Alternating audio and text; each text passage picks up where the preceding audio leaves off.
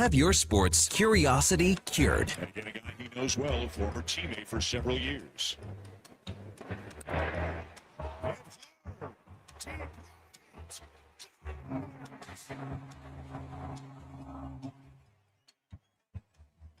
Simpsons with his first big league grand slam, jumping all over a 99-mile-an-hour fastball, Joe, and pulling it down the line to score 4. A veteran of the sports reporting game for over 25 years. And the talent Panther steps back triple. Off the board, the team feeling it, fighting it. Breaking down Edmonton's favorite teams. But Theodore will come up with it right in front of McNabb. He has Stone on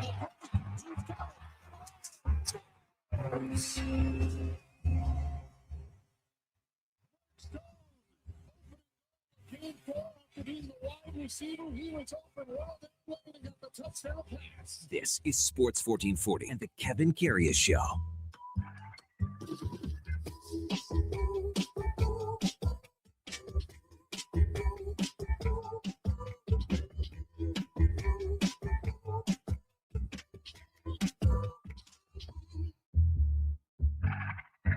All right, here we go for Sol 675, Thursday, May the 28th. Hey, good morning. Welcome to the Kevin Karius Show on Sports 1440 on your AM radio dial and your morning drive into work. So glad you could spend some time with us here on a Thursday, another weekend right around the corner. Big night in the sporting landscape in Edmonton tomorrow night. So we're going to look forward to that and tee things up for the next couple of days with both the Elks and the Riverhawks playing home games. Hey, you can also watch us on YouTube at Sports 1440 AM. Drop us a like, a subscription. We would really appreciate that. We're also on X, Facebook, Instagram, and Twitch. And as always, we are streaming on the many services that are out there on iHeartRadio, the TuneIn app, even on sports1440.ca. If you miss any part of any show, all you have to do is search it where all the podcasts hang out on Apple, Spotify, Google, even Amazon. Please subscribe, select the auto download. You'll never miss a second of any show. Yeah, so glad you're with us here on a Thursday. Looking for pretty good weather again today in the City of Champions. Maybe a sprinkle or two on the weekend. And actually, maybe we could use a little dust settler for sure. The Carolina Hurricanes are a win away from meeting the Vegas Golden Knights in the Stanley Cup final. Carolina with a clinical, methodical 4-0 shutout over the Montreal Canadiens. It's basically Groundhog Day in Game 2, Game 3, and last night in Game 4.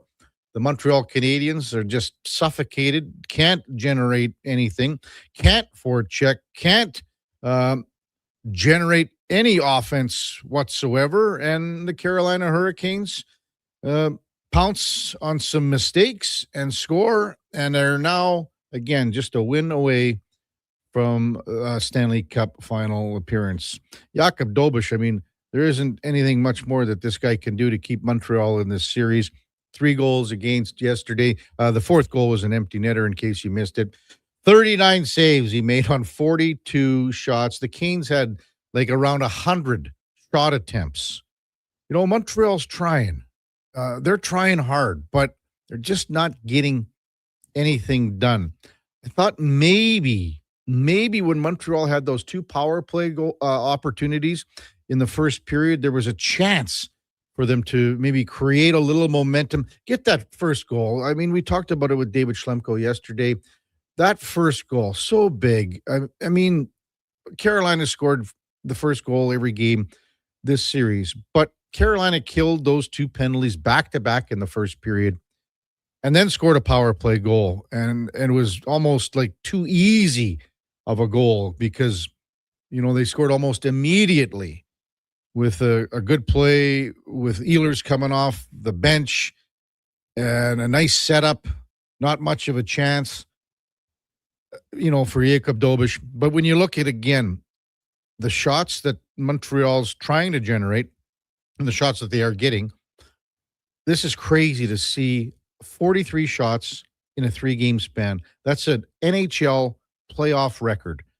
43 shots on goal by the Montreal Canadiens in a 3-game span. So they're on the ropes. You'll see what happens tomorrow in game number 5. But we'll see in the sense that Vegas is ready for this team in Carolina. Vegas look like they can play with Carolina after beating Colorado. And you look at the last year's playoffs, both in 2025, both conference finals ended in 5 games. This year, the conference finals quite likely going to end in 5 and 4 games. So it's getting narrower and narrower when we get down to the conference final. We're not seeing, games 6 and 7 a lot here lately. Big news in the CFL. Our text line, by the way, is open, 833-401-1440. Get them in, we'll get them on. Big news in the CFL. They've come to terms with Bell for a long-term 6-year television agreement, broadcasting agreement. Dan Ralph reporting somewhere in the $500 million range. So that should get a little more money into the coffers for Canadian Football League teams. The big thing here, too, is that one of the games per week now is sort of farmed out to DAZN. So you have to have that streaming service to watch Saturday Night Football, because that's where the one game per week will not be on TSN. It won't be on, later in the year, they put them on CTV and things like that.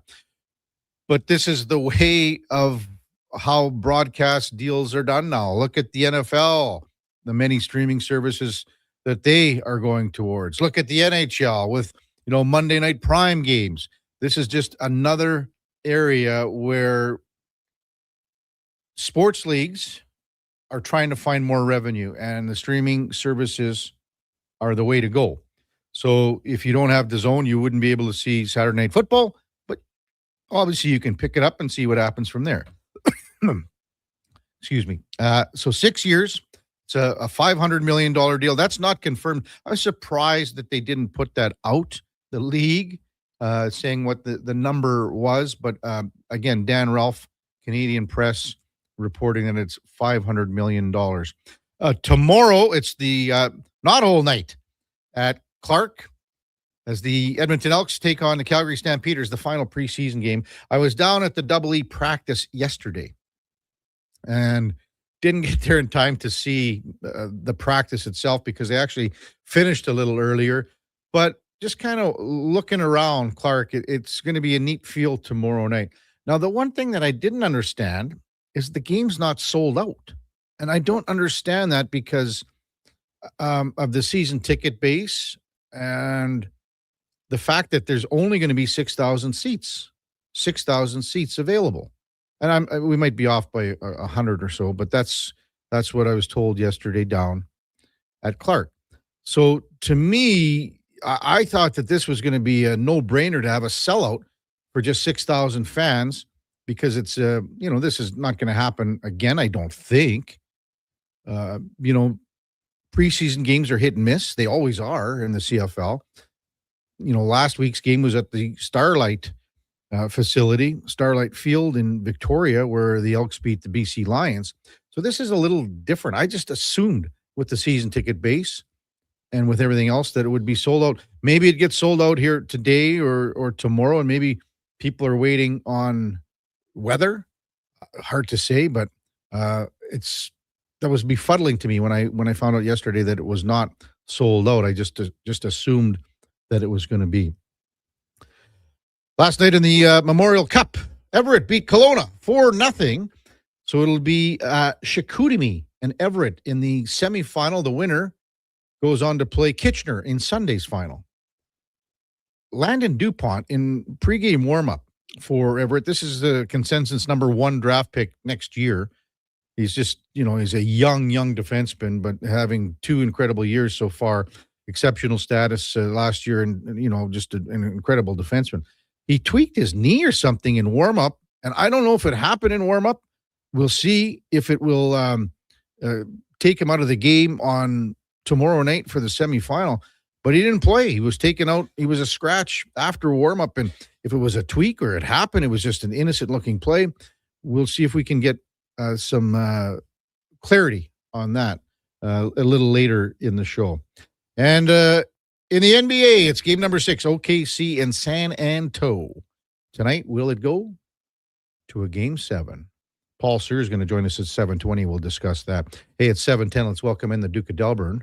Fresh off another Tropicana Orangemen win or loss, Duke. Slow pitch last night. It's another loss for the Trops. Boy, they miss you. They miss you, Duke. Another 1-run loss. How's that? Don't tell me you were going to come off the bench for a pinch hitter late in the game. No. Okay. No, to pinch hit, that'd be and not exactly my fielding ability is that it's top of its level either due to my limited mobility. So no, I was just on the bench keeping score. I did our innings as well, bottom half, which is fun, gets you back in the mix, and consider myself quite knowledgeable of the rules and fair and level-headed behind the plate. So that was good. Beautiful night. First night we've had of actually really good weather so far this season. How many beer did you pass out? Did I pass out? Like I didn't say you passed out, but like how many beer did you hand out? Everyone brings their own. We're still waiting on the generous donation from Kevin Karius for the new team. You guys cooler. don't have a cooler yet? No. Okay. Well, we were about to, and then I said, Kevin, I got it. I said Kevin said he's donating one, and they were all fired up. So we're holding I'll give you guys a cooler. Right. So then we'll get the team one going. So no, I just passed beer out to myself. You know what I might do, Duke? Because maybe I'll come next Wednesday, 6:30. 6 o'clock next week. I don't know. Where's it? Casateo. Where's that? Kind of southish by Southgate. Okay. Well, a little bit further down. Okay. Not very far from the Kinsman. Mm-hmm. Yeah. Okay. We'll see what I can do, Duke. Yeah, come on out. We'll get you in the game. I'm not playing in the game. I'll sit on the bench and have a beer with you, but that's I'm going to be playing. You're not playing, Duke. We've gone through this already. Not a chance. You need your rest. Yeah, maybe one more week. We'll see. I have to address one text this morning from Braden. That's very big of you to address it. I'll tell you what, it could be the lowest point of my broadcasting career after 36 years, Duke. Braden texts in and says, geez, Karius, tough luck missing your hit with Gregory yesterday because you were at a local golf club retelling your hole-in-one story, LOL. Yes, Braden, I missed the hit, and there was a bunch of texts that I saw this morning that were from yesterday, Duke, that I went through about crime and punishment and everything else. But I apologize to Connor Halley profusely. He asked me it was right before 2 o'clock. And I said, yeah. Oh, must have been getting desperate. Well, someone bailed, right? I knew I wasn't at the top of the list. So I said, yeah, no problem. But he did know you had been down at practice that day because I had told him when you let me know about the one-on-ones we're going to have for today's show. Yeah, and that's what he said. And then I was thinking, when he mentioned that, I was like, well, I didn't see any of the practice. Like, that's the only bad thing. Like, because you can't get down there quicker than, you would have to motor down there from here to get there at 11:30. They finished practice at 11:40. So they were off the field. When I got there, they were doing a team picture on field to close out sort of camp, you know what I mean? But yeah, no, I didn't get there in time to see anything, but I did a few interviews, and we'll have that coming up with Mark Killam, Carter Kettle, and Malik Carney, who I just met Malik for the first time yesterday. Really well-spoken young man.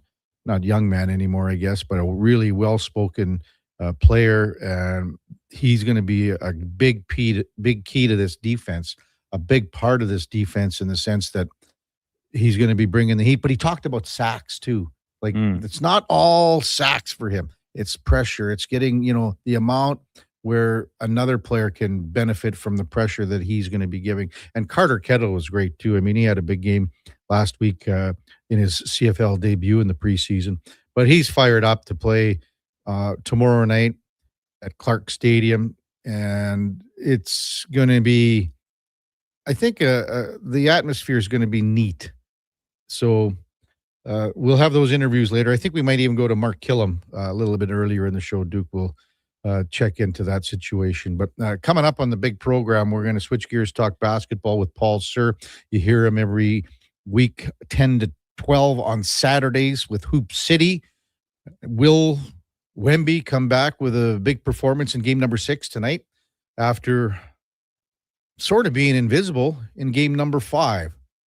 He needs to be a little more aggressive tonight, but there's some comments that came out yesterday, I think, with regarding Wemby and regarding experience about this team. It's a young team still, San Antonio.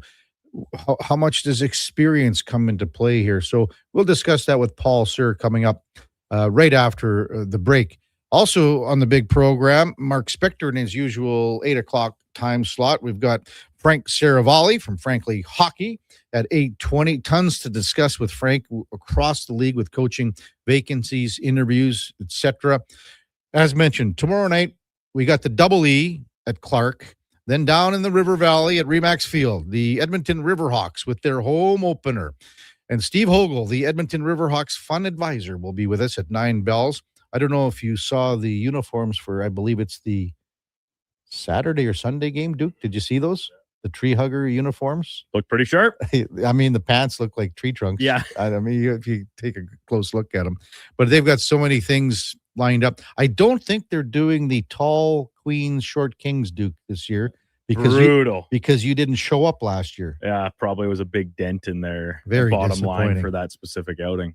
As mentioned, we'll check in with a few Elks one-on-ones that I did yesterday following practice. And then Colton Davies from the Hockey News covers the Memorial Cup. As mentioned, it's going to be Everett and Chicoutimi in the semifinal. That goes tomorrow, and the winner moves on to Sunday's final, and that'll be against the Kitchener Rangers. You know, in about an hour's time, it's going to be the USA and Canada at the World Hockey Championship quarterfinal action, so we'll be keeping tabs on that all morning long. When we come back, Paul Sir from Hoop City. It's the Kevin Carey Show with the Duke of Delburne and Josh Fenwick on Sports 1440 AM Radio. We're streaming on YouTube, X, Facebook, Instagram, and Twitch.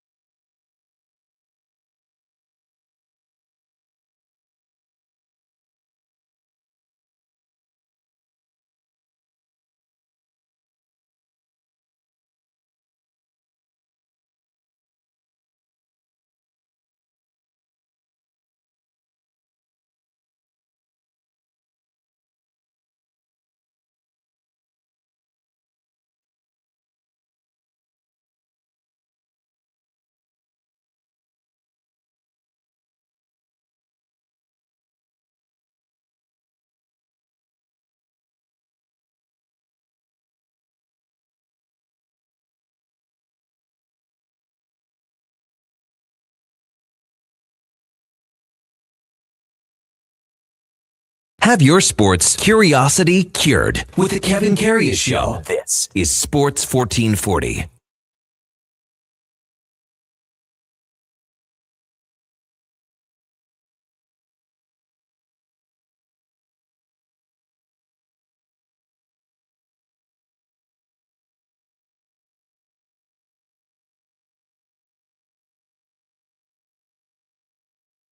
All right, welcome back to the big program. 7:21 in Edmonton, and time now for the game of the day, brought to you by St. Albert Dodge, where you could land a 2026 Jeep Compass 4x4 for under $37,000. The features include the 8.4-inch touchscreen, active lane management, Apple CarPlay, remote keyless illuminated entry, rear backup camera, the alarm, and much, much more. We have 30 of them in stock at stalbertdodge.com as we welcome back Paul Sir, the host of Hoop City. You hear him every week on Saturday, 10 to 12, right here with Josh Fenwick on Sports 1440. Good morning, Paul, as always. Thanks for jumping on Sports 1440. Really appreciate it. Great to be here, Kevin. So, what do you make of game number 6 tonight? OKC and San Antonio. Do you think we're going to see a game 7? I'm really, you can go either way. And of course, that's a bit obvious to make that kind of statement, Kevin. But so the Spurs up to this point have been able to respond. It'll be interesting to see how they respond. I heard your comments in the last segment about their youth. Is that showing through right now? And is that to a point where that's going to be the determining factor tonight? Are they just too young, too immature to be able to respond once again to a very relentless and experienced OKC team? If I had to make a choice right now, I think I'm picking OKC. Me too. I just think they're going to find a way tonight. Mhm. I think maybe the tank is empty for the Spurs. So the quote that I was reading last night, Paul, was from Devin Vassell, the Spurs guard. And basically, I'll just read it word for word. He says, experience does not matter. Experience does not matter. We're here. We've had all the experience we've needed in the regular season. But, Coach, you played, Paul. I mean, experience comes into play here at some point. Is this just player speak or what's Devin talking about here? Yeah, it's young player speak. It's saying we don't need to be experienced. We're here. We're going to find a way to win. And certainly San Antonio has demonstrated they have the capability of beating a Thunder team, of actually flustering the Thunder team, and even the great Shai Gilgeous-Alexander. They've done a good job in 4 of the 5 games of at least making him a bit uncomfortable in what he wants to do. But yeah, that's their lifeline, is the belief that they're going to transcend their lack of experience and be able to go out there against this team, the defending champion, led by the 2-time defending MVP, and find a way to win. They can do that. They've demonstrated they can beat this team through the regular season and now in the playoffs. But I'll tell you, some things have to change, and there were some troubling signs in Game 4. You know, like Victor Wembanyama didn't take a shot until just over 3 minutes left in game number 5. How much does he got to say, give me the ball, and you know what, and I'm going to just lead this team, and you got to get behind me, even though he's such a young guy still? Can he do that if given the opportunity here tonight, Paul? It's been 2 steps forward, 3 steps back, I think, playoff 4 or series for Wemby. Game 1 was that ridiculous 41-23, and he played 50 minutes. Some pundits think that was too much, and that's having a detrimental effect on Wemby now as we get towards the end of the series, that he's just wearing out. That could be to a certain extent. But the other night, what he's done in their losses has been repetitive, and this is what surprised me the other night, because they had such success when they evened the series up in Game 4, is Wemby just took his long body and fought to get the ball closer to the basket. That's about as simple as I can, put it. Instead of catching it 25 to 30 feet from the basket and then having to face up and then attack the basket, which meant that all kinds of Thunder defenders were running at him, forcing him to make awkward passes and in some cases turnovers or take off balance shots. So you're right. He's just got to park. He's got to get closer to the basket. Spurs have to get him the ball in that position. He has to go to work, find a way to score, get fouled. He gets fouled a lot when he gets close to the basket. And he's a good passer, so they can play inside out more. That has to happen. The other night, he was surprisingly unfocused. He was just floating around, didn't rebound as well, didn't defend as well. It was not a vintage Wemby performance. He has to regather and come back. He left the arena without talking to the media. There's controversy about what he might have said to Plumlee and Biyombo when he was leaving the media, Plumlee went out and, right away he leveled McCain, and then Biyombo leveled McCain. So who knows? Conspiracy theorists are out there that Wemby ordered the hit. So we'll see which Wemby shows up tonight. Does the word selfish have to come into play for him tonight? To a large extent, yes. He's not your teammate. He's your guy. Stefan Castle's great. Vassell is great. They have a lot of wonderful young talent, but there's only one Wemby. Without Wemby, they're a very mediocre team. I mean, think of how they would be if they had Cornette, who is a nice backup. If he was their starting post, they would not be in the position they're at now. So Wemby has to be Michael Jordan, Larry Bird, Matt. Let's run through the litany of great NBA players who determine outcomes of series and bring championships to their teams. That has to be who Wemby will be. Absolutely right, Kevin. Paul Sir with us, and you mentioned Jared McCain, so we've got to bring in Husks because he sent in a question wondering what Mr. Sir thinks on our text line at 833-401-1440, wondering what Mr. Sir thinks of Jared McCain's game. He's so smooth, and they basically stole him in the trade, and that comes from our buddy Husks, Paul. When you look at the genius behind, and good fortune, but genius behind what's happened in OKC, McCain is another example of that. And it's a great question, Husks. It really is, because now you have your second best player, an all NBA player, injured in Williams. He's out. Wilson, who's been playing, or Mitchell rather, who's been playing extremely well, is out.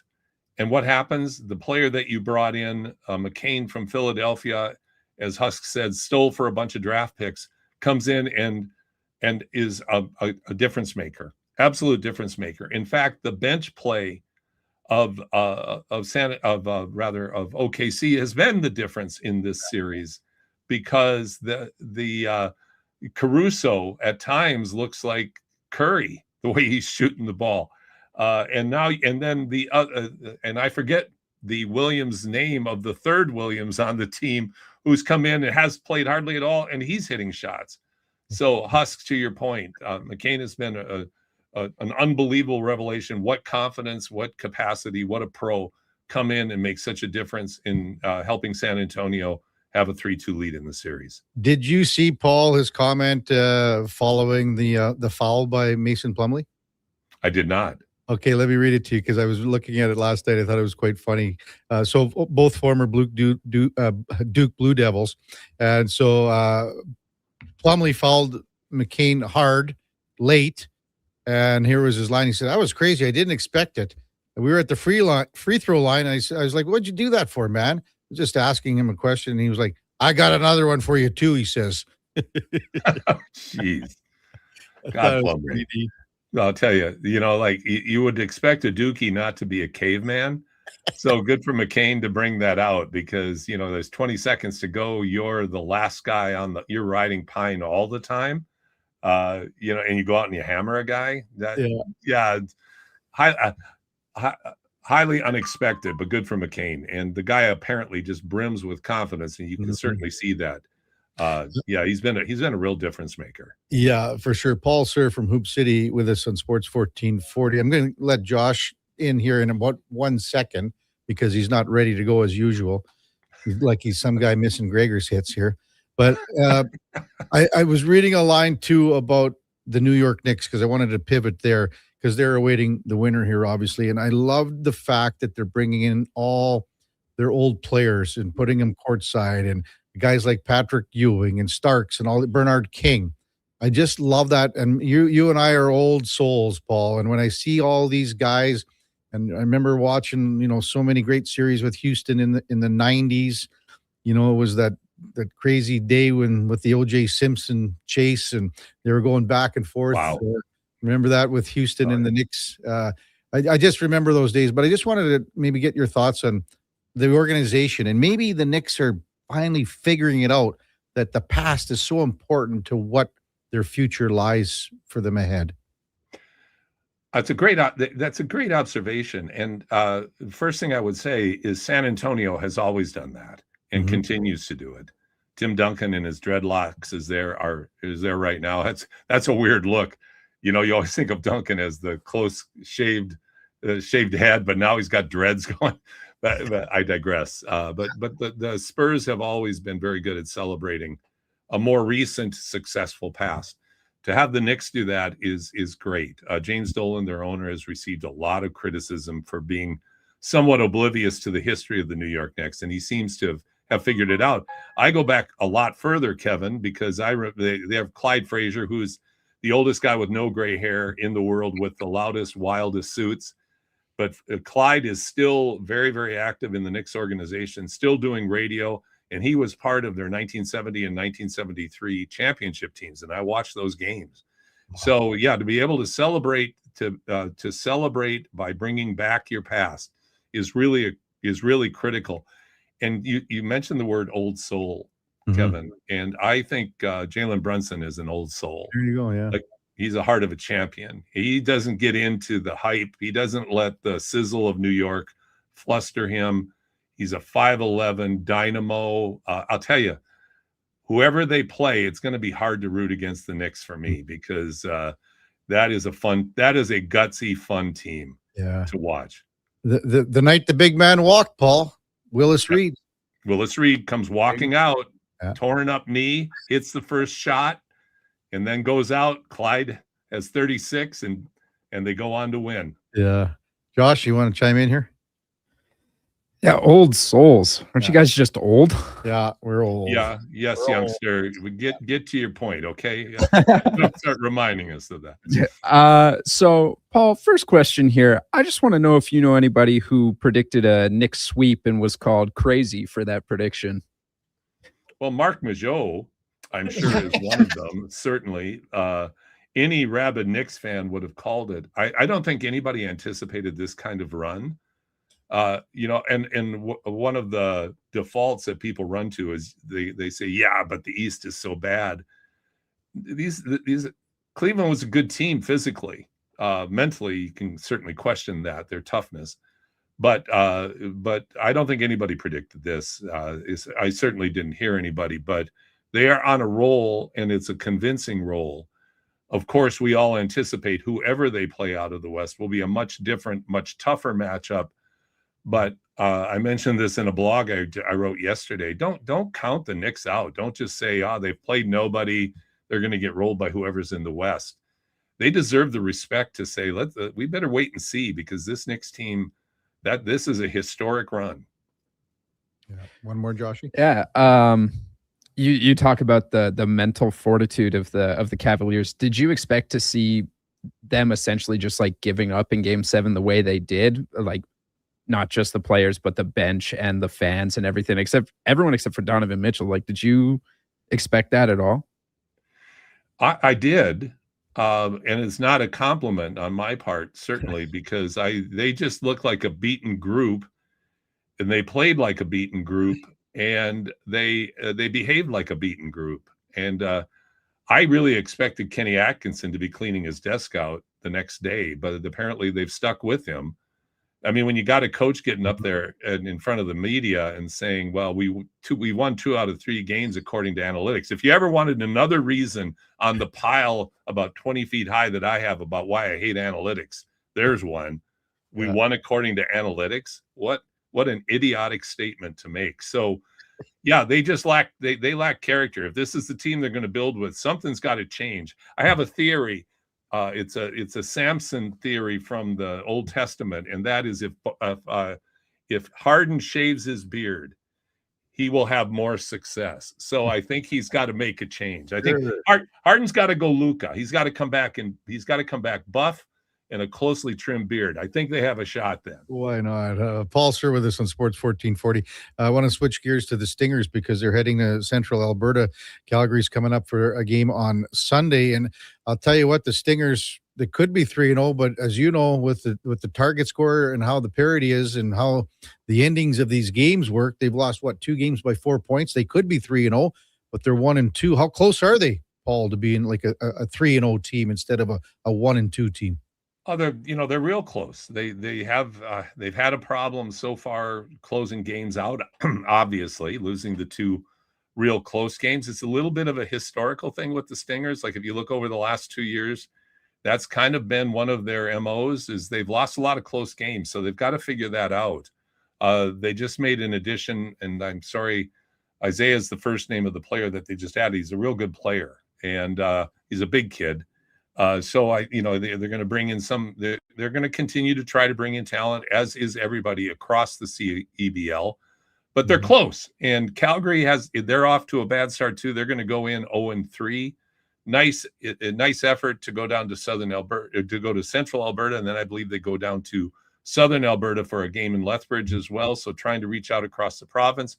Good on them. Bring pro basketball to the whole province. Yeah. So, and now get out on the court and finish the games. Were you talking about Stanley Davis Jr.? Stanley Davis Jr. I you know what? Maybe, but okay. It says there was another add to the roster too. Okay, Isaiah well, that might be 2 then. That might be 2 that they're adding. Duke just said Isaiah Moore. Isaiah Moore. That's it. Yeah, he played with Ottawa the last 2 years. Yeah. Good basketball player. And if Stanley Davis Jr. is another addition, obviously they've identified some weakness. I think Doug McLean and Mark Majot, who do the broadcast for the Stingers on the weekend, and they said the guard play's been a weak point for the Stingers. So Baker and crew are trying to address that. I noticed that they sent a guy down to their reserve roster in Dane Danger. I hope I have his name pronounced right, because he's going to have some NBA workouts. How does that work roster wise, Paul? Makes it hard because that's one thing about the timing of this league that's always been a challenge. And as you add higher level players, becomes more of a challenge, Kevin, is the NBA doesn't wait. They want players to come and work out for the team. Danger's a good player. Like, he's a really good player. Back to the basket, not a 3-point shooter, but he's been far and away the Stingers' best player so far. It's hard because you got your best player now gone, and you can't certainly expect anything different because of whether it's workouts with NBA teams or an opportunity to play in the Las Vegas Summer League. Hey, you got to let it go. And that's the timing of this league that lends itself to that kind of situation. That's why you see players like Xavier Moon showing up late because he's still playing in Russia. Then he comes back, he might have a shot going to a summer league. You just don't know. What do you got cooking on Hoop City coming up on Saturday morning here, Paul, on Sports 1440?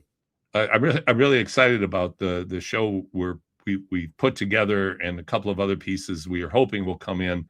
Sirat Sohi, Mayor Amarjeet, former Mayor Amarjeet Sohi's daughter, is a writer and podcaster for The Ringer and lives in Los Angeles and is a big-time WNBA writer and commentator. And Sirat is going to join me, and we're going to talk about the WNBA.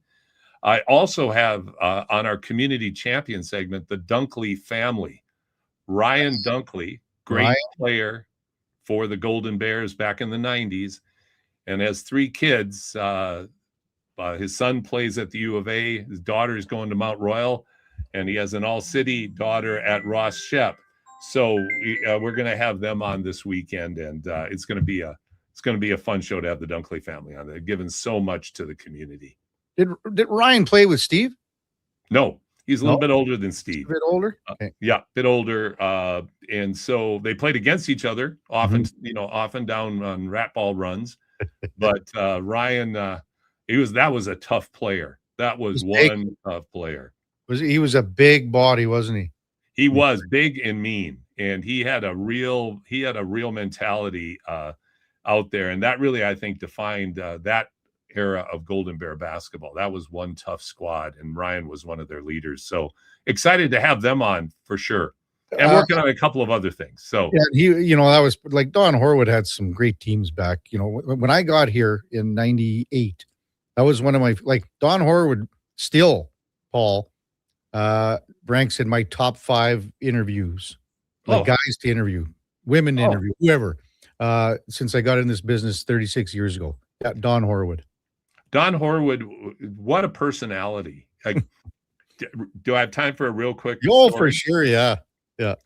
Every summer they ran their Golden Bear basketball camp. And Don wasn't actively involved in running the camp. That was all Golden Bear players. So you have kids from the city. And back then, it was a very different basketball landscape then. You didn't have the clubs. You didn't have a million camps. You didn't have any of that. Golden Bear camp was kind of the deal. And then at the end, when they had their award ceremony, Don would come in, and every year he would do this ridiculous Elvis imitation where he'd get up there and do an Elvis song a cappella. And the guy can't sing. No. But the kids just loved it.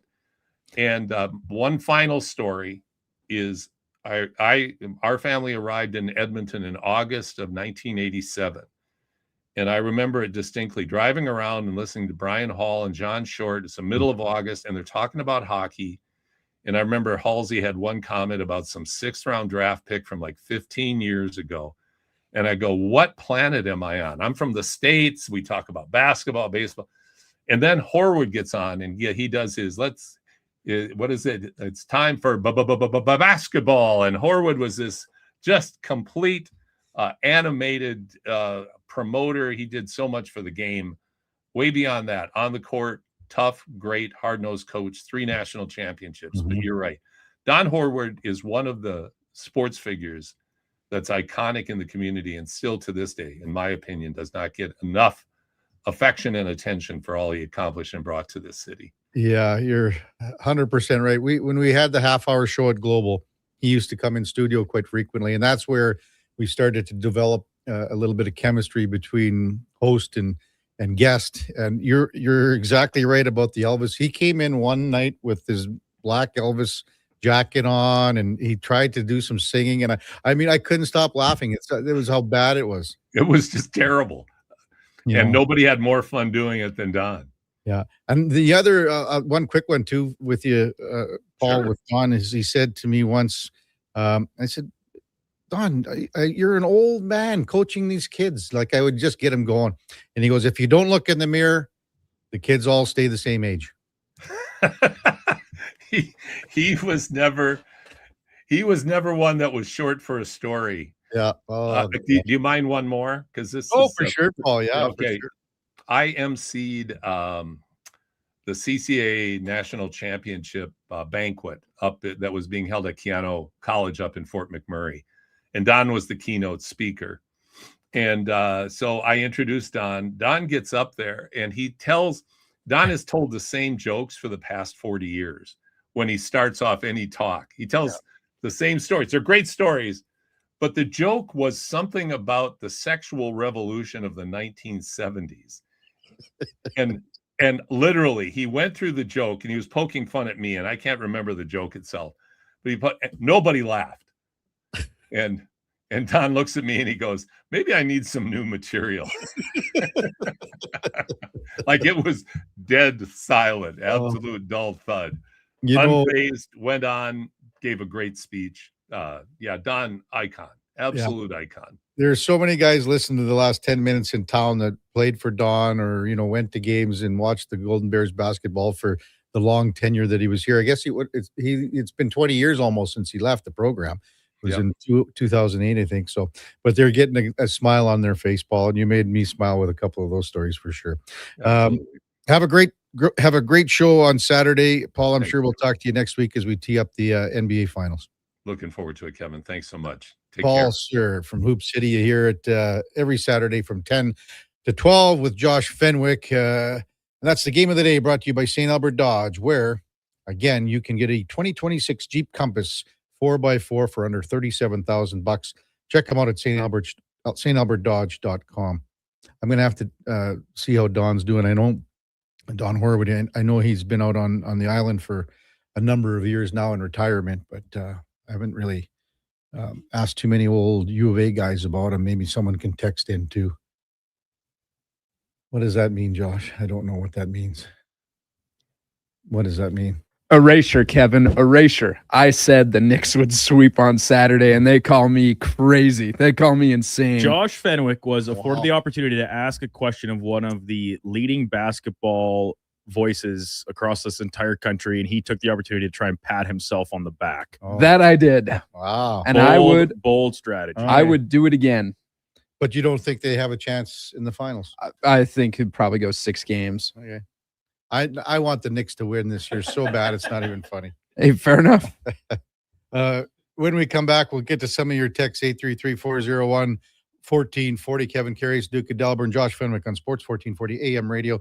We're streaming on YouTube, X, Facebook, Instagram, and Twitch. It's time to hit the greens. Elevate your golf game with Country Club Tour Golf Academy. No matter your experience, our PGA of Canada teaching pros are here to help. Enjoy lessons year-round between our 7 CCT golf courses and 2 state-of-the-art indoor facilities. Choose the location convenient for you. We offer private lessons, group lessons, expert club fittings, and junior camps. Visit our website to learn more and get ready to take your game to the next level. Booking is easy. Go to countryclubtour.com/golf academy and schedule your lesson today. Want home ice advantage for your window coverings? Novo Blinds provides factory direct pricing and the fastest turnaround in the city for homeowners, builders, and commercial projects. Book a free in-home consultation at novoblinds.ca. It doesn't start on game day. It starts before kickoff, before the first snap. It starts with you locking in your season seats. This is Edmonton Elks football. The only way to experience it is being there for every hit, catch, and touchdown. The Elks home opener kicks off June 20th against Montreal. Your season seats are your way in. Get yours now at goelks.com/season seats. Edmonton Elks. Our city, our year. The longest running basketball show in Canada airs every Saturday morning at 10 on Sports 1440. Hoop City with Paul Sir introduces a new generation of basketball talk, and it's right here on Edmonton's home for sports, Sports 1440. Shake off winter and roll into spring. It's time to turn the season with Jiffy Lube. Until May 31st, visit any participating Jiffy Lube for a Pennzoil full synthetic oil change, and you could win some incredible prizes, like the Grand Prize Spring Kit featuring 2 Yeti mugs, wiper blades with install, gift cards, and more. You could even roll away with one of Jiffy Lube's Keeping You Moving mini prizes. Turn the season with Jiffy Lube and win. Visit jiffylubeservice.ca today. Are you overwhelmed by debt and getting nonstop calls from creditors? It can feel like there's no escape. Debt doesn't have to be a life sentence. A single call can turn things around. My name is Parveen Middleton. I'm a licensed insolvency trustee at BDO right here in Edmonton. I can help you become debt-free with a solution just for you. Let's put an end to those calls from creditors together. Call 1-833-BDO-TALK or visit bdodebt.ca to discover your debt-free future.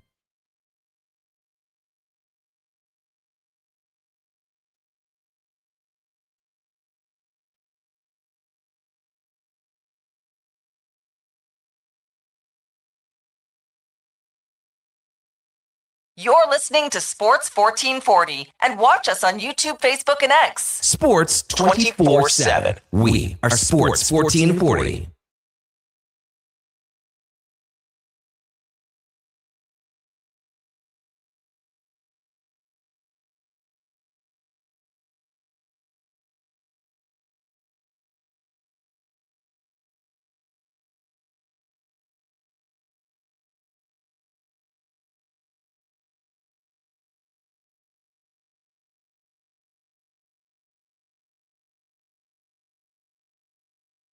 All right, welcome back to the big program, 749 in Edmonton.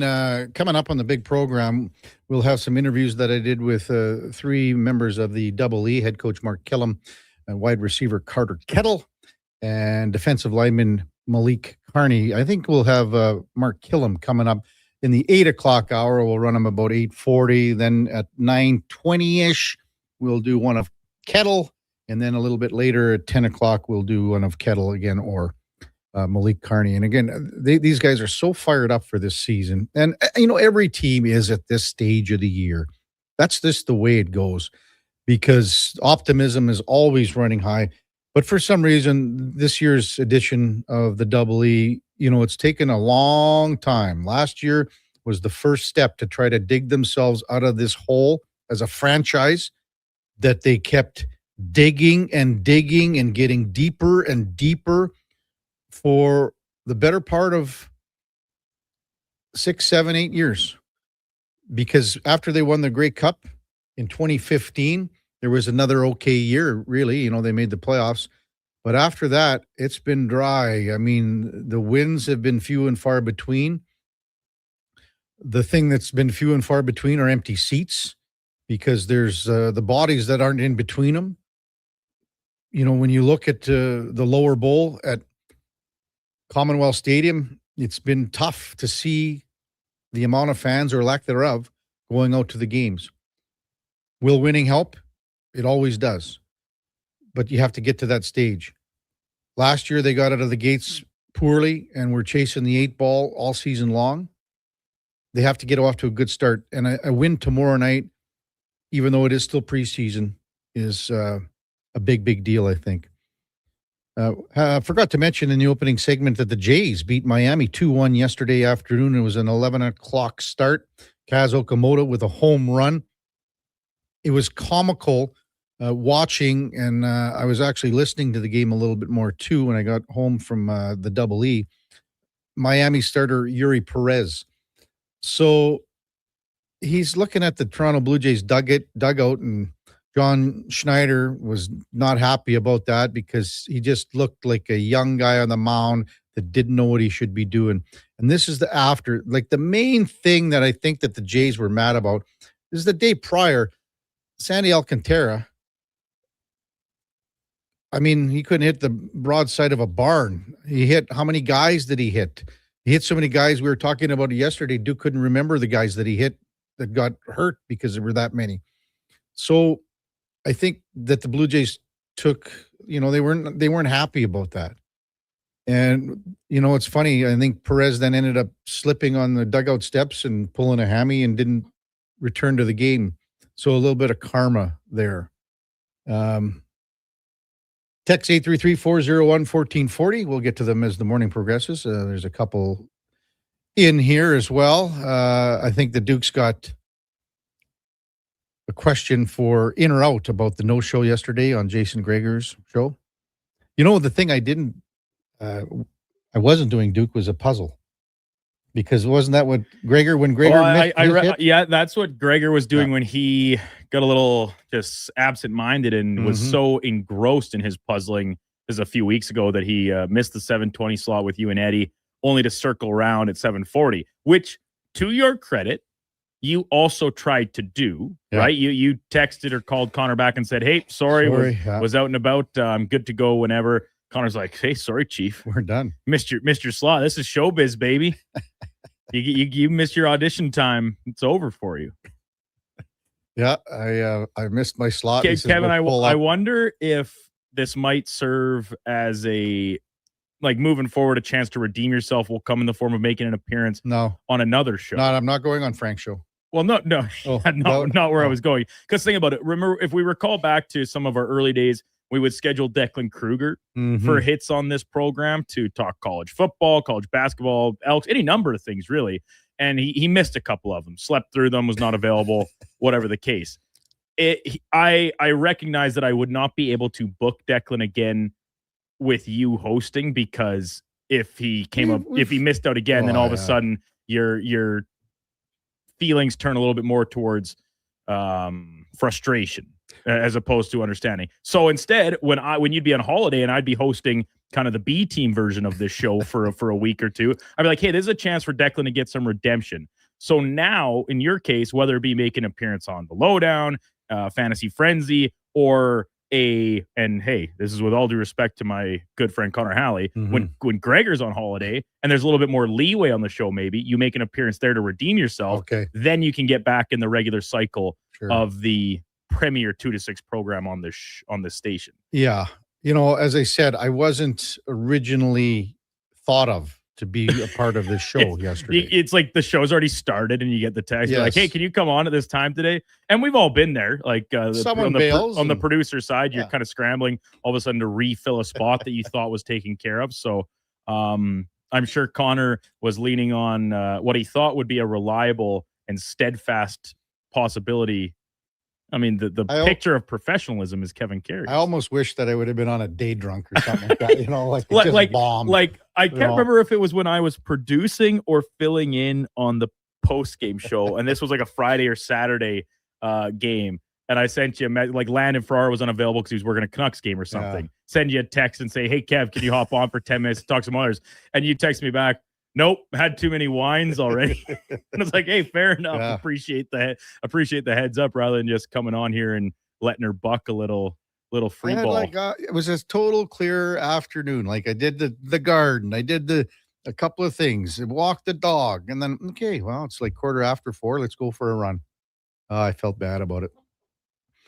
Top of the hour, Mark Spector will be with us. Frank Saravalli to follow at 8:20. Before that, time now for a Sports 1440 update brought to you by Sean Cunningham of Remax Real Estate. Get the home team advantage for your next move in the Edmonton area. If you are thinking about buying or selling a home, call or text Sean directly at 780-265-0165. Here is the Duke. This is a Sports 1440 update.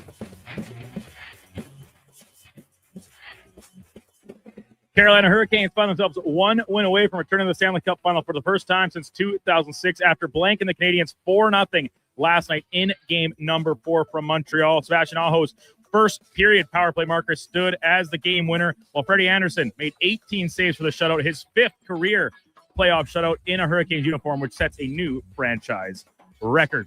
In the majors yesterday, the Blue Jays erased an early 1-0 deficit to come back and top Miami 2-1 to take the rubber match of the series. And Memorial Cup action, conclusion of round-robin play last night from Kelowna. The host Rockets come up short. They get shut out by Everett 4-0 to be eliminated. Silvertips will now take on Chicoutimi in tomorrow's semi-final.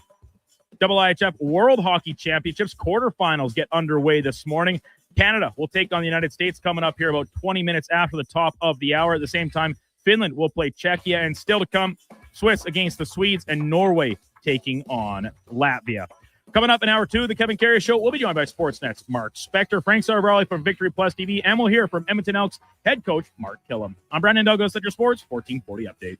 Sports 1440 in West Edmonton Mall and Wetaskiwin. CKJR is a Stingray radio station. Download the free radio player app and listen wherever you go. There's still time to book your tournament at the Ranch Golf and Country Club. As one of Alberta's top tourney courses, the Ranch makes hosting fun and easy for any group or business. No matter how unique or unusual, they'll accommodate your vision for an event no one will soon forget. Start planning your tournament today at their beautifully landscaped course on the outskirts of West Edmonton. On-site event coordinators are here to help, but hurry, availability is limited and booking fast. Visit theranchgolf.com. Hear that?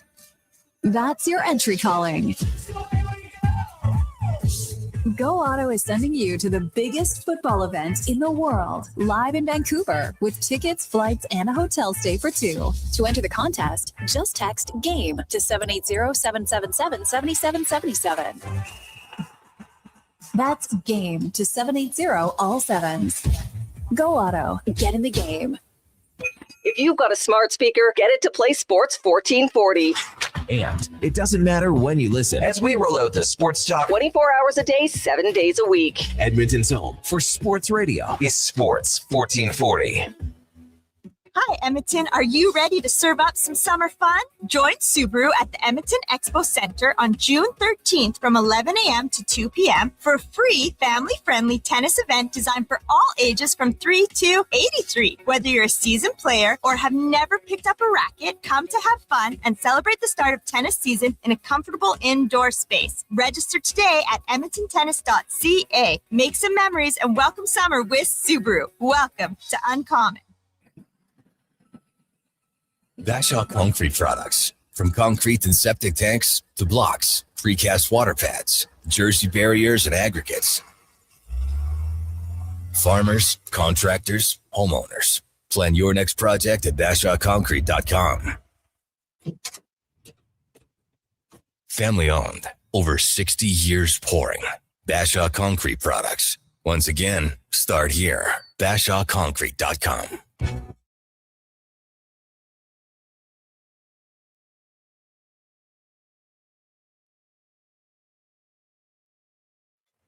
And Karius Show, breaking down Edmonton's favorite teams, even though his favorite Junior A hockey team is the Yorkton Terriers. Thanks for checking in with Sports 1440.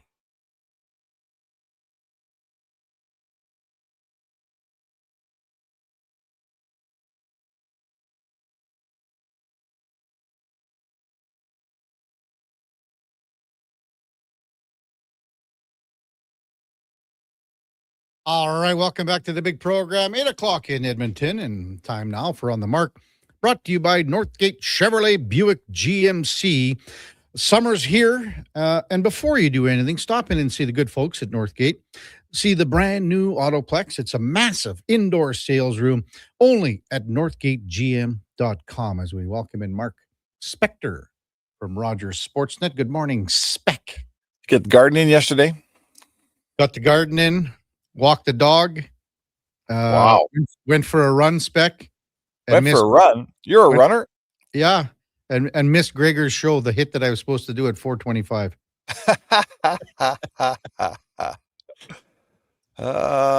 You're a true pro, my friend. A true pro.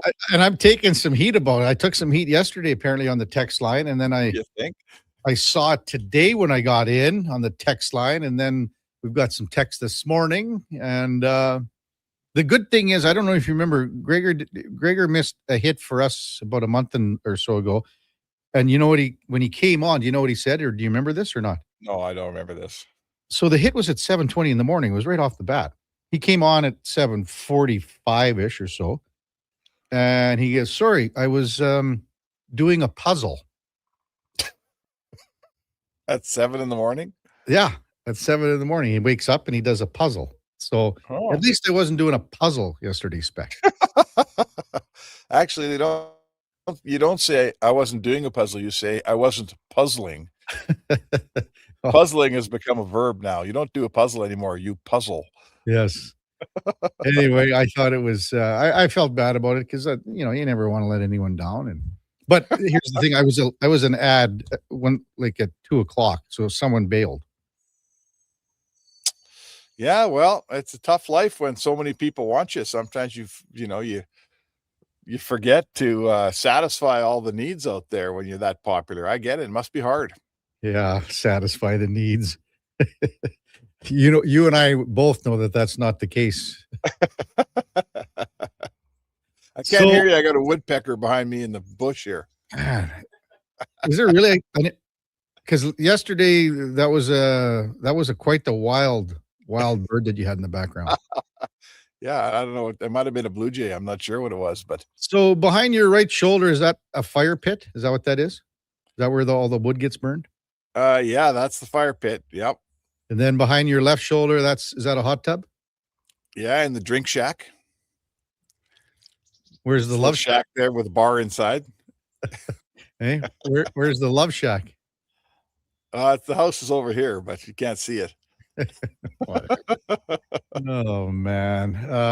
I don't know if you watched that Montreal game last night, but it gets like games 4, 3, and 2. It's Groundhog Day in this series. It's the same. It's starting to look like watching a boa constrictor and a rabbit. Yeah. It's just a matter of time here. Slowly choking them out. Oh boy, are they ever choking them out. I mean, Montreal's down 3-0, and the only team getting scoring chances is Carolina. That game last night was a real serious mismatch, frankly. Mm-hmm. One team was so much better than the other in that game. On the whole, is Carolina that much better than Montreal? Probably not, but it's certainly going the wrong way. Carolina's finding that organized, structural game, and they break loose with skillful guys that can score. And Montreal is just walking into the same, set of teeth. I've said it before with the Vegas series. It's kind of like the Oilers near the end of that Florida series last year. We could see everything coming, and the Oilers could see everything coming. They just didn't know how to find their way out of the problem. And I don't see Montreal. They're not making any headway. It's not getting any better, is it, Kev? Am I missing something? No, it's actually getting worse probably. Okay. Yeah, it probably is getting worse because, as you said, in the third period when they're down 3-0, I mean, they didn't generate one thing, like zero. There wasn't anything there. So to me, that's almost like you're going, we can't find the answer, so we're not even going to try to search for it anymore. Yeah, like usually when a team gets up 3-0 in the first period, well, sorry, when we watch Edmonton play and they get up 3-0 in the first period, or frankly their opponent, you go, okay, well, that's a great advantage, but watch out because, you know, the Oilers are going to give up chances. They're going to get back on their heels. They're, you know, or vice versa. When they're down, they always find a way to push. They get a power play, they score a goal. Now it's 3-1 and they push and they push. And, you know, we've seen all kinds of those early first period leads evaporate both directions in our town. Yeah. But in that game, they got up 3-0 and it never even got close to evaporating. Like Montreal never got it. They barely had a push. Mm-hmm. So it's, you know, Carolina has really found the game they play and that they want to play. And they're, you know, the goaltending's good. And I can't fathom a world in which this series turns around to any extent. I'm not sure if you see an inroad for Montreal, but I don't. No, I mean, even after like the second goal, I thought that's when Montreal went, we're resigned to the fact that we're not going to score 3 on these guys. And if you look at that second goal that Jordan Stahl scored yesterday, to me, that's almost a microcosm of the entire series. Like, I believe it's Anderson's on him, and he did everything possibly to stop him. I mean, he's even on his stick. He's harassing him so bad in front of the net. He did everything besides tackling him, and he still couldn't stop him. Yeah. Yeah, you know? That was basically a battle won by Carolina, and it's in the net. And you're right. Anderson was completely in position. It wasn't like he didn't, you know, he was standing next to him and didn't do anything. He was all over him, and somehow Carolina scores. And anyway, I mean, it really is looking like yet another year since '93 that Stanley resides south of the border. You know, Vegas, Raleigh Stanley Cup final is the hockey will be good. I mean, those two teams have earned their way. They're the best two teams. No one's saying they're not. But the fan bases of those two teams are, you know, microscopic in comparison. Yeah. The ratings will be the lowest that we've seen for a long time, I think. The ratings will be poor because hockey, like any sport, but hockey becomes a little bit regional at the end. Mm-hmm. People in Montreal are going to say, oh my God, we've been out every single night watching hockey. It's dominated our spring. I'm talking to Edmontonians here. We all know this feeling, right? Your team plays every second night. Your spring is consumed by hockey. Mm-hmm. That once your team's out, you go, oh, like it's sad my team's out, but you breathe the air and you pick up your golf clubs and you get on your bike and you kind of stop watching hockey. And it's reliant on the fan bases of the two teams in the Stanley Cup final. And I'm here to tell you, you know, they're both success stories in their town, but the actual size of the fan base in Raleigh and Vegas are very, very small. Well, and that's what happened here this spring. People are doing other things this spring because they've been doing Oilers stuff for the last 2 years. Just as you said in Montreal right now, it's going to happen. So how many people have come up to you and said, Kevin, I'm kind of enjoying this spring. It's kind of fun. You know, I got the garden in and I'm doing this and I'm doing that. It's kind of, we're sad the Oilers aren't playing, but it's kind of nice not to have to watch hockey every second night. I've heard that 20 times from just friends of mine. Right. So I'd rather have it the other way, but yeah, I mean, sure we would. For sure we would rather have the Oilers contending for a Stanley Cup final, but this side of it for 1 year, hopefully is not that bad. Mm-hmm. How about this stat spec? The Carolina Hurricanes have played 12 games in 45 days. Oh. 12 games in 45 days. And everyone talks about the playoff grind, and that is nothing. That's less than the regular season. Jeez, that's unbelievable. Oh, it's way less than the regular season. Yeah. It's, 45 days, 3.5 days. 4 days almost. Yeah. In this compressed Olympic season, in 45 days, you tended to play, minimum 20 games. Minimum. Montreal's played 18 games in 42 days. Yeah. Yeah. So, that's a huge difference. And I think it looks pretty clear to us that regardless of fatigue or whatever, Carolina's a better team anyway. Oh, So yeah. now they're better and they're more rested and they probably have less injuries. So it is this is exactly what we spelled out here when the series started. We gave Montreal a chance to have a quick start because they were on a roll and they did exactly that. But I think everybody knew that Carolina would settle into their game and the fatigue factor would heavily favor the Hurricanes. Oh. And here we are. It's 3-1. And, this is turning into 10 wasted days if I can riff off of Daryl Sutter's At quote. least it's in the third round. Yeah. Mark Spector with us, Rogers Sportsnet. Hey, we got the TV on in here, Spec, getting ready for Canada USA World Championship. And it's funny, I just saw something. You know how they have the cameras for warm up, and it's just a static shot. And if something happens, well, Devin Cooley, the goaltender for the United States, is leaving the crease. So he's on his way out, and some guy hammers one, and it hits him either in the back of the leg or like right above the pad knee thing somewhere in there. And he hobbled off. I don't know if he's playing today or what, but he's been their goalie. So it just came down like about a minute or two ago. Oh, yeah. Yikes. So, I don't know. Remember a story.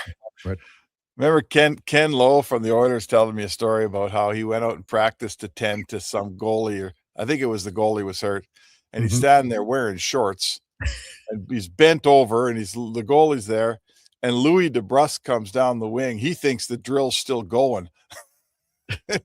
He hammers a shot that goes right between Ken Lowe's legs and rings off the goalie on its way in the net. Everyone else has stopped, but Louis was still playing. Just fired up. Oh, man. But the game's going to start in about 10 minutes here. Cooley went off, and they were attending to him, and he was down for quite a while. So I don't know what's going to happen. Who's the other goalie for U.S.? I have no idea, to be honest with you. Maybe Duke or Fenny can figure that out while we're yakking. But I'm sure it's a good NHL goalie. I mean, but if you look at the rosters here, I mean, Canada's got a lot of NHL guys. All NHL guys. I don't like Matthew Tkachuk. Not many people do, but he's playing for the United States. I think that's great. I think it's fabulous that he's playing for the U.S. Yes. Well, he should. I mean, listen, I'm surprised that a few of the Oiler guys, like Bouchard, Nurse, and Ekholm, I'm surprised a little bit that they didn't say, we need the whole spring off. Good for them for playing.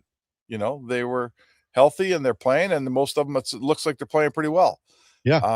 I think Tkachuk should play. Somehow, America still doesn't have there's always a responsibility for Canadian players towards Team Canada, and they always feel like if I say no to the World Championship team, I'm never getting picked for another team.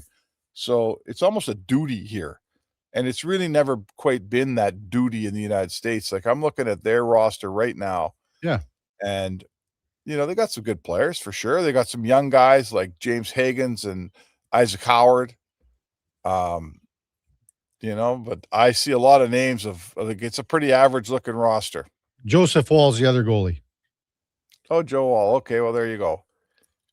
Danny Nelson, Ryan Leonard's a young player. He's playing. Ryan Ufko, never heard of him. Yeah, they got, they've got some guys that obviously are playing in the NHL, but just not high pro. I mean, there's no Celebrini, there's no, like Sid Crosby and things like that. And well, their the captain's Justin Falk, and Ryan Lindgren and Matt Tkachuk are their assistants. Mm-hmm. And for Canada, it's John Tavares and Sid Crosby, the assistants, and Max Celebrini's the captain. So, I mean, there's a disparity for sure. Yeah. Canada's got more good players. Like, when I'm looking at these lineups side by side, and I am right now, there is absolutely no excuse for Canada not to beat them. It's a one-off, and stuff happens in a one-game series. I get it. Mm-hmm. But Canada's got a better team. There's no question about that. Evan Bouchard's playing a fair bit with Parker Weatherspoon. Is he? A fair bit. I'm going to keep a real close eye on that more today, too. And Weatherspoon's a guy I don't think Pittsburgh would ever give up because he's only making $1 million a year. So, but that's something to keep an eye on, I think. Yeah, well, I saw him also playing with Nurse, and Oh, it's yeah. it's crazy that after all these years, Nurse and Bouchard just have never found synergy.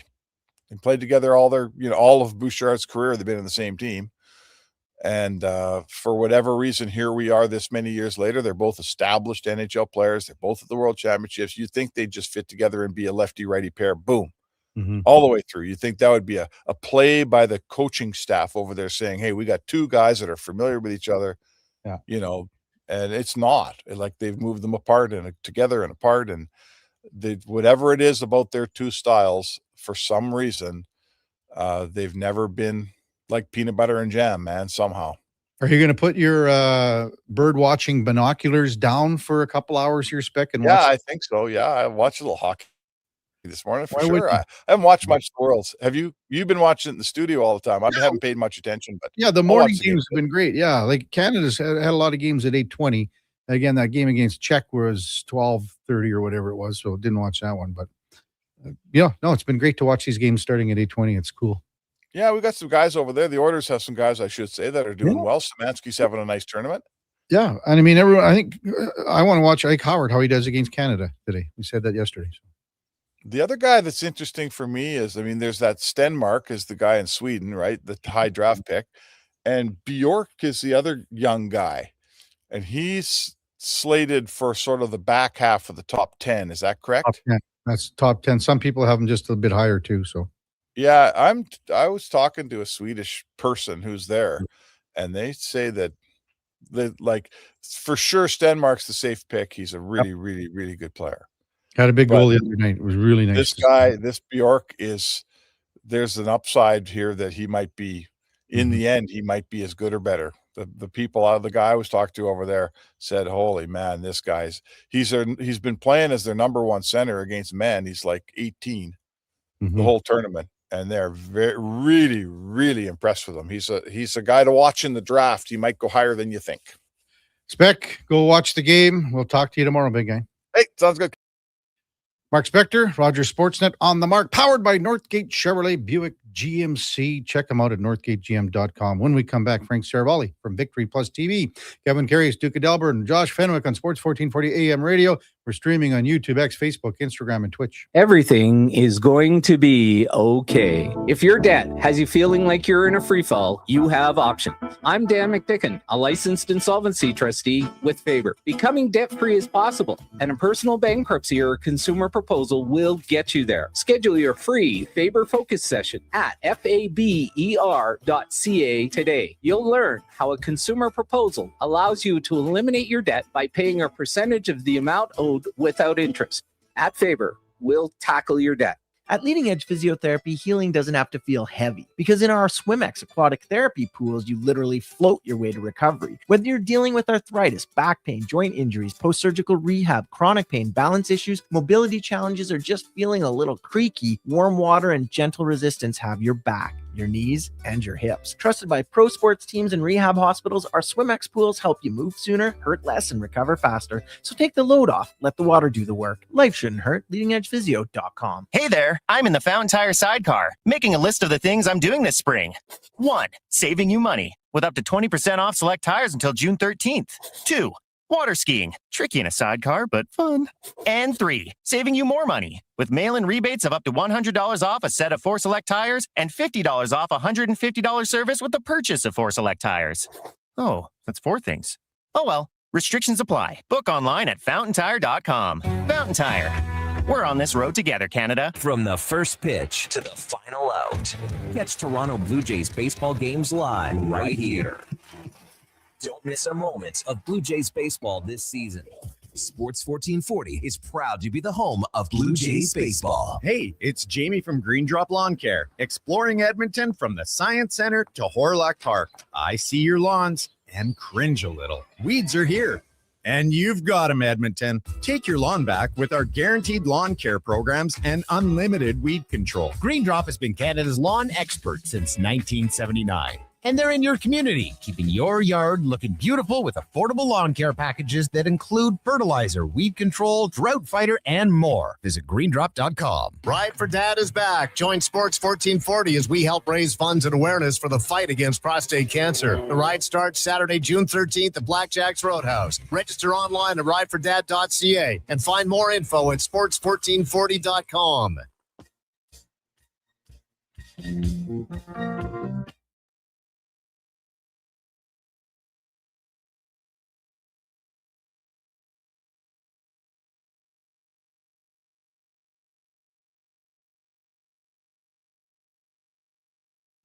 Stories, guests, and insights. This is Sports 1440 and the Kevin Karius Show.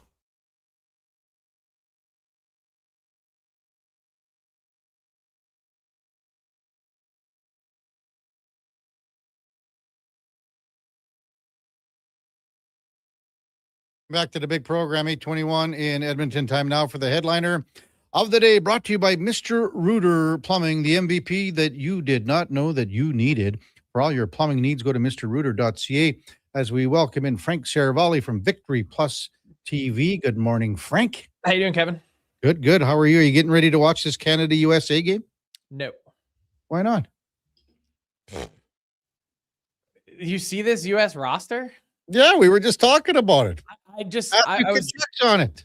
Dying laughing. I saw a headline somewhere that said like first rematch since the Olympics. Like what? Who said that? I'm not going to reveal the outlet, but I was like, these two things are not the same. Come on, Frank.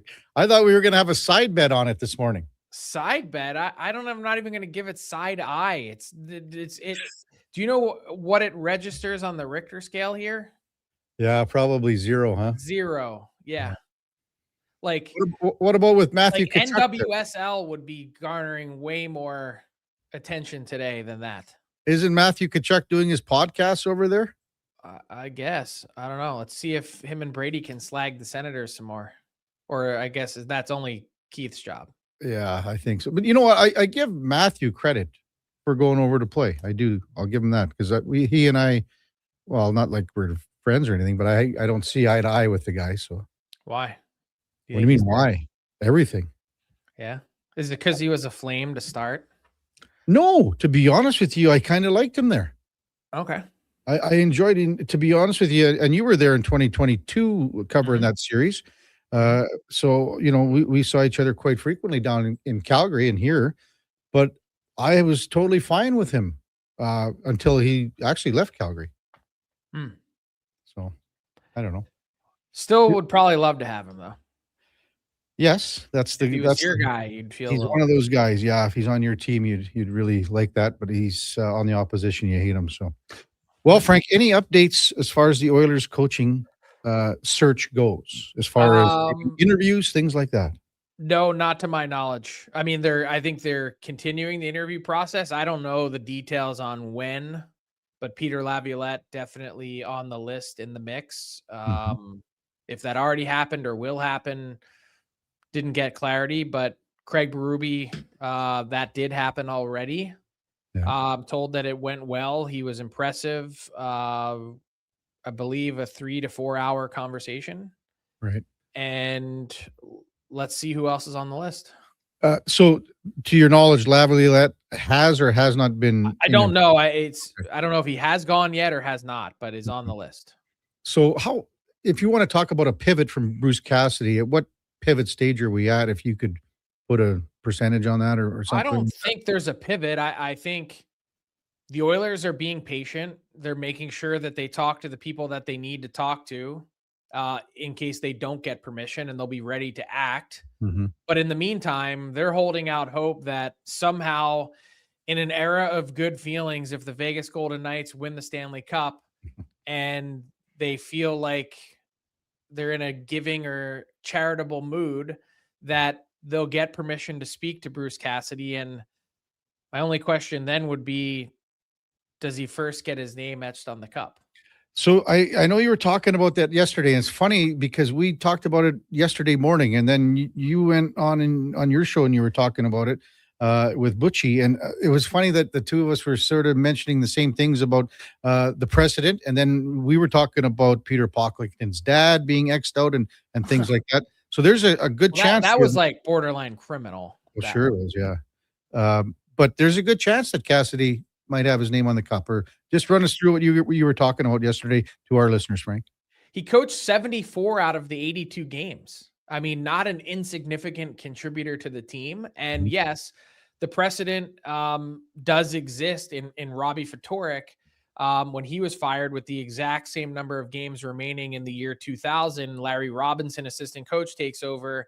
The Roadrunner leads the New Jersey Devils to the Stanley Cup. And yes, there's Robbie Ftorek's name on the cup. Mm-hmm. And the interesting part about that, and I don't know if this is a differentiator here, I'd have to go back and track down Lou Lamoriello, but I believe Robbie Ftorek did some scouting work for the Devils over the course of that playoff run. I don't know if he was advanced scouting series and if that would have aided his case, but clearly the Golden Knights would have a strong case to make if they wanted to include him. But again, such a ruthless organization, the way that this is all played out publicly with this coaching search, I don't know if there's bad blood.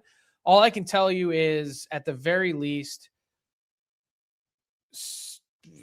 yes, Bruce Cassidy is very frustrated by the way that this is played out. Yeah. What about other coaching vacancies across the league, especially here in Canada? Names, interviews, etc. Well, it seems like Jay Woodcroft is going to be in a very good position to be an NHL head coach again next season. Where that is, that's the part that remains to be determined. Sources indicated that Jay Woodcroft's interview with the Toronto Maple Leafs is scheduled for this week. And he already conducted his interview with the Los Angeles Kings last week. The connection, of course, with Ken Holland goes back to Edmonton. I'd imagine he'd be in a really good position to land one of those. And my guess would be for the Toronto native who still makes his summer home in Ontario, that the preference would be with the Toronto Maple Leafs. But at the very least, it feels like he's a strong candidate in LA as well. So wouldn't that be ironic? I mean, Holland fired him here, and then he's going to hire him in LA. Maybe Ken Holland fired him and didn't want to. There you go. Do you think that was the case? I don't know. I think in any manager's mind, they're conflicted. And if memory serves me correctly, you'd have to double check me on this stat, but I believe that in his 3 decades of managerial experience, Jay Woodcroft was the first coach that Ken Holland had fired midseason. I do know for a fact that when that firing happened and Knobloch was brought in, the players in the room weren't ecstatic about the firing. No, not ecstatic about the firing, but also recognize that the team was in a pretty precarious position. Was it 2-8-1? And recognize that some change might be possible. The other thing that they bristled about was the notion that Connor McDavid had anything to do with Chris Knobloch's hiring, because that part I don't think is accurate. Fair. Frank Saravalli with us on Sports 1440. After Colorado gets ousted, what about Jared Bednar's status moving forward in Denver? Yeah, great question. I think a number of things can be true at the same time. That the Avalanche were the best team in the league this season, that they scored the most goals, gave up the fewest, had one regulation loss well deep into calendar year 2025, and really ran into not just injury, but also I saw this stat yesterday and I can't help, but I can't get it out of my head. So let me just read this to you. I think in some ways they got goalied a little bit. Vegas Golden Knights, 3 trips to the Cup final in 9 seasons. The first time, Marc-Andre Fleury through 3 rounds, .947 save percentage with a 16 goals saved above expected. Aiden Hill, 2023, .937 save percentage with a 10 goals saved above expected. Carter Hart, 924 save percentage, which it's actually better than that when you consider that he had an 876 through the first 5 games. It tells you how good he's been of late, with a 13 goals saved above expected. Sorry, Frank. Just watching the USA game, and someone just got clobbered by Canada, and I mean, he's out cold. Ooh. Who is it? It's Bouchard. Yeah, sure it is. It's Bouchard. Evan Bouchard got hit, and he's up now, Frank. Sorry to interrupt you. Now they just went to break. That's important news. Yeah, they just went to break, and I couldn't see the number just till the end. And yeah, Bouchard's 22. Yeah. Who laid the hit? They just went to commercial. They never showed a replay. I just honestly, I lifted my eyes from our screen here and just up to the TV in our control room, and like he basically pinwheeled on the ice after he got hit. That's significant in a number of ways, given my reporting that I had at the very end of the playoffs. That look, I saw and heard what Stan Bowman said about it not being accurate, that he had a concussion. I can tell you for certain that he had concussion-like symptoms. So if you want to dance around the notion, and I stand by my reporting on that, right. That he was certainly banged up from a head injury perspective. Here's the thing, Frank. If you go back to Stan's comments here, Stan answered the question properly. The question wasn't asked properly. The question was to Stan, did Evan Bouchard play with a concussion in the playoffs? So he's going to say no. Who is the hit? Of course he's going to say no. Any team or organization or manager is going to be particularly... it's going to be a penalty here. Sorry to interrupt again. No, they're going to be sensitive to any notion of a player playing with a head injury. But I, again, stand by my reporting. And if he got rocked again, that's 2 major hits in a 6-week period of time. That's of concern to me. Yeah. This is I don't even have Lindgren. Yeah. It's got to be a 5-minute hit to the head. It has to be. He's got to be gone. When you see it, he was out cold. I think I don't know if he was out cold because it happened so quick. And again, I just saw the tail end of this, but he got tossed here. So that's going to be something, as you said, Ryan Lindgren. So he's got a 5-minute illegal checking to the head penalty here. So he's a tough dude. Oh man. So to answer your question, interrupt, Frank, but finish your okay. sentence. So Yeah.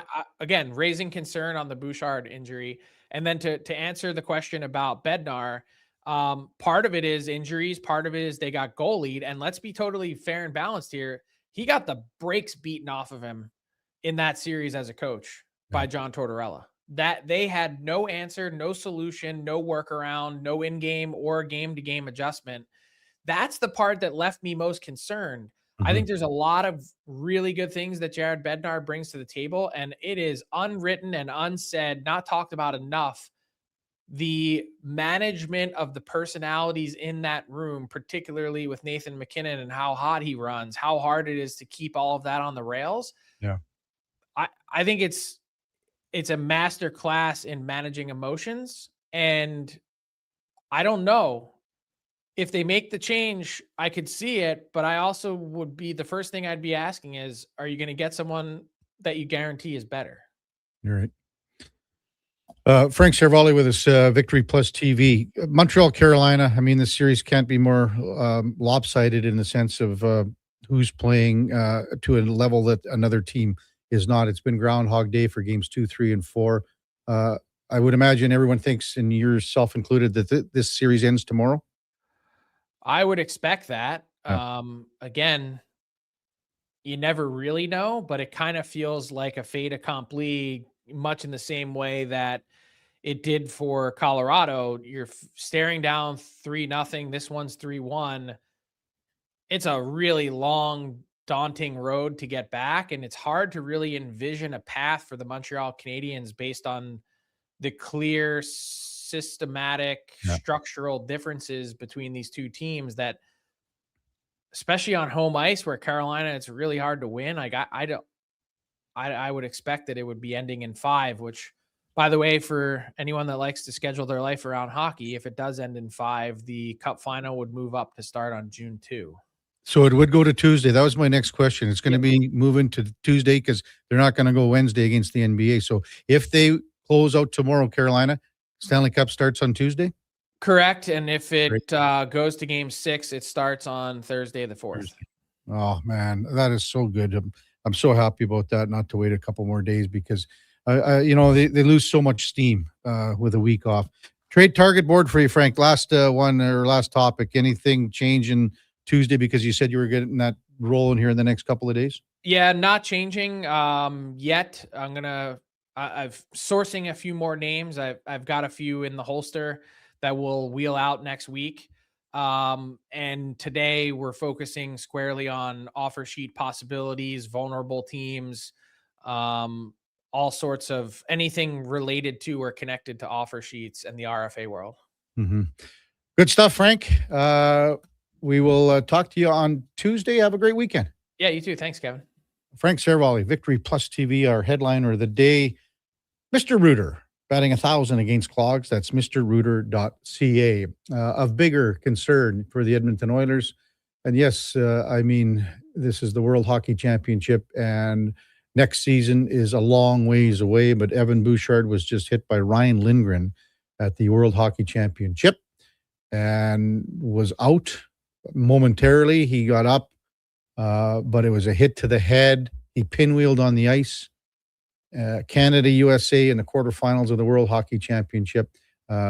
Bouchard has obviously left the game.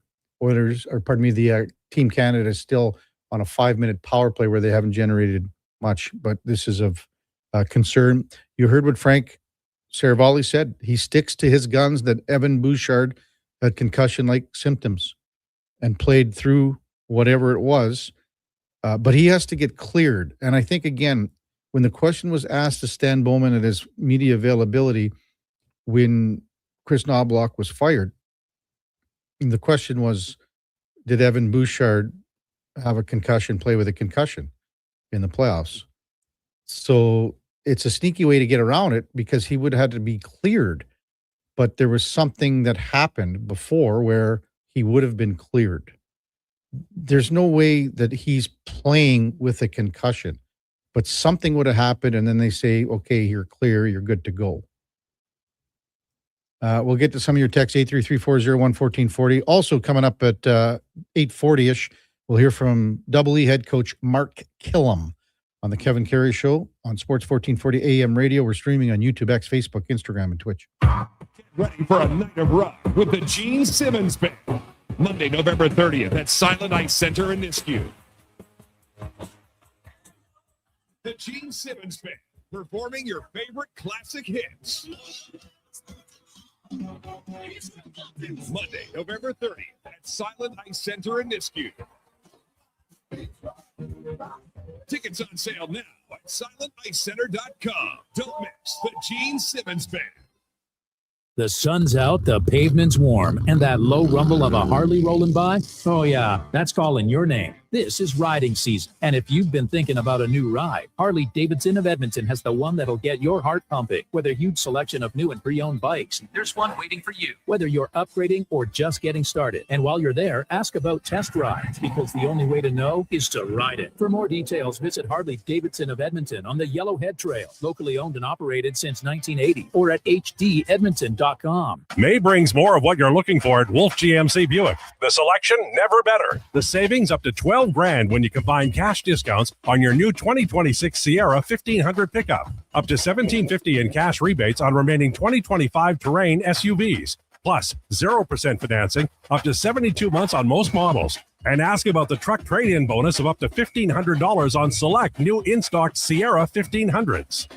Wolf GMC Buick. We're making it easy. Hey, sports fans, we've got a clear choice for you. At Crystal Glass, we provide customers with the perfect glass for any job. From home to auto and even commercial, installation or repairs, we're your team. Call 310-GLASS or visit crystalglass.ca. Crystal Glass. Our new McCafe crafted sodas just drinks or something more. Like Sprite Berry Bliss, Creamy Strawberry Coke, and Orange Dream. All swirled with fizzy flavor and topped with silky cold foam. Only at McDonald's. At participating McDonald's restaurants in Canada. Don't let equipment failure stop you cold. At AWS Welding in Nisku, our factory-trained service techs are on hand for all welding equipment repairs. We're a fully warranted center for Miller, Lincoln, and ESAB. And we service all makes and models. Proper, regular service extends the life of your gear and keeps it running at peak capacity. Don't wait for a breakdown. Book your service appointment today at 780-979-0470. AWS Welding. We make it happen. Summer in Alberta means baseball debates. Okay, best ballpark snack. Gotta be popcorn. Nah, it's nachos, hands down. Nah, you're both wrong. It's mini donuts. But when it comes to beef jerky, there's no argument. Wilhauk Beef Jerky. The only snack every fan agrees on. Grab some for your next ballpark outing. Wilhauk Beef Jerky. Because you don't win games with salad. Only available in Leduc. With Play Alberta, backing the home team goes beyond the bets. That's because your picks have provincial impact. Play Alberta is the only app in the province that puts all revenue directly back into supporting programs and services that Albertans rely on every day. By investing in the General Revenue Fund, every play, bet, and buy made on Play Alberta helps make a difference across the province. Visit playalberta.ca/Gregor to learn more. That's playalberta.ca/Gregor. Must be 18 plus to play. If you gamble, use your game sense. Ready to upgrade your ride this spring? Come on down to the Golf Cart People. They're a family-owned and operated business that's been serving the community since '97. Whether you're looking for a brand new or quality pre-owned cart, a rental for a special event, they do that too. The Golf Cart People have a huge selection of parts and accessories, and their expert service team is here to keep you rolling. The Golf Cart People, your one-stop shop for everything golf cart. Visit golfcartpeople.com. Running a business is tough. Finding new customers shouldn't be. Stop chasing leads. Let them come to you with Stingray, offering you access to more digital, outdoor, and traditional advertising platforms, including radio, connected TV, search and social, programmatic, digital advertising, and digital out-of-home. So while you're closing the next deal, Stingray is working for you to deliver more leads, more customers, more sales. It's that easy. Get started now at stingraymediasolutions.com and always be closing.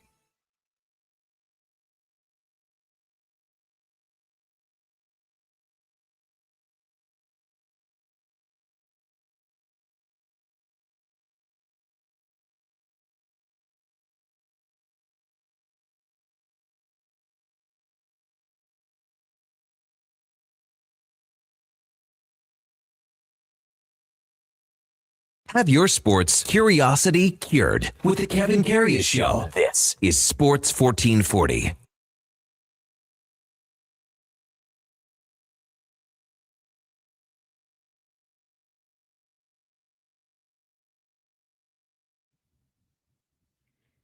All right, welcome back to the big program. 8:42 in Edmonton. Kevin Karius, Duke of Delburne, Josh Fenwick with you here on Sports 1440 AM radio. We're streaming on YouTube, X, Facebook, Instagram, and Twitch, keeping an eye on the Canada-USA World Hockey Championship quarterfinal. Still scoreless, 5:50 left in the first period. But about 10, 12 minutes ago, Evan Bouchard took a hellacious illegal check from Ryan Lindgren. He was assessed a 5-minute major for illegal check to the head. Kicked out of the game. Bouchard left the game. He was knocked out for a matter of 5-6 seconds, ballpark. Once he was hit, he pinwheeled on the ice, spun around, was motionless. After he, I guess you would say, regained consciousness, he sat up and, was helped off the ice.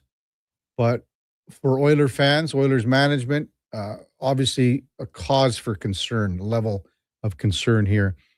Bouchard's left the game, not returned. I would not see it. Like, if Canada wins and moves forward, I don't see after a hit like that how a guy even is possible. When you see the replay of it, to our listeners, it's even possible to come back. Tomorrow's a big night in the Edmonton sports landscape. We've got the Double E taking on the Calgary Stampeders. down at Clark Stadium, the Knothole Night. About 6,000 fans.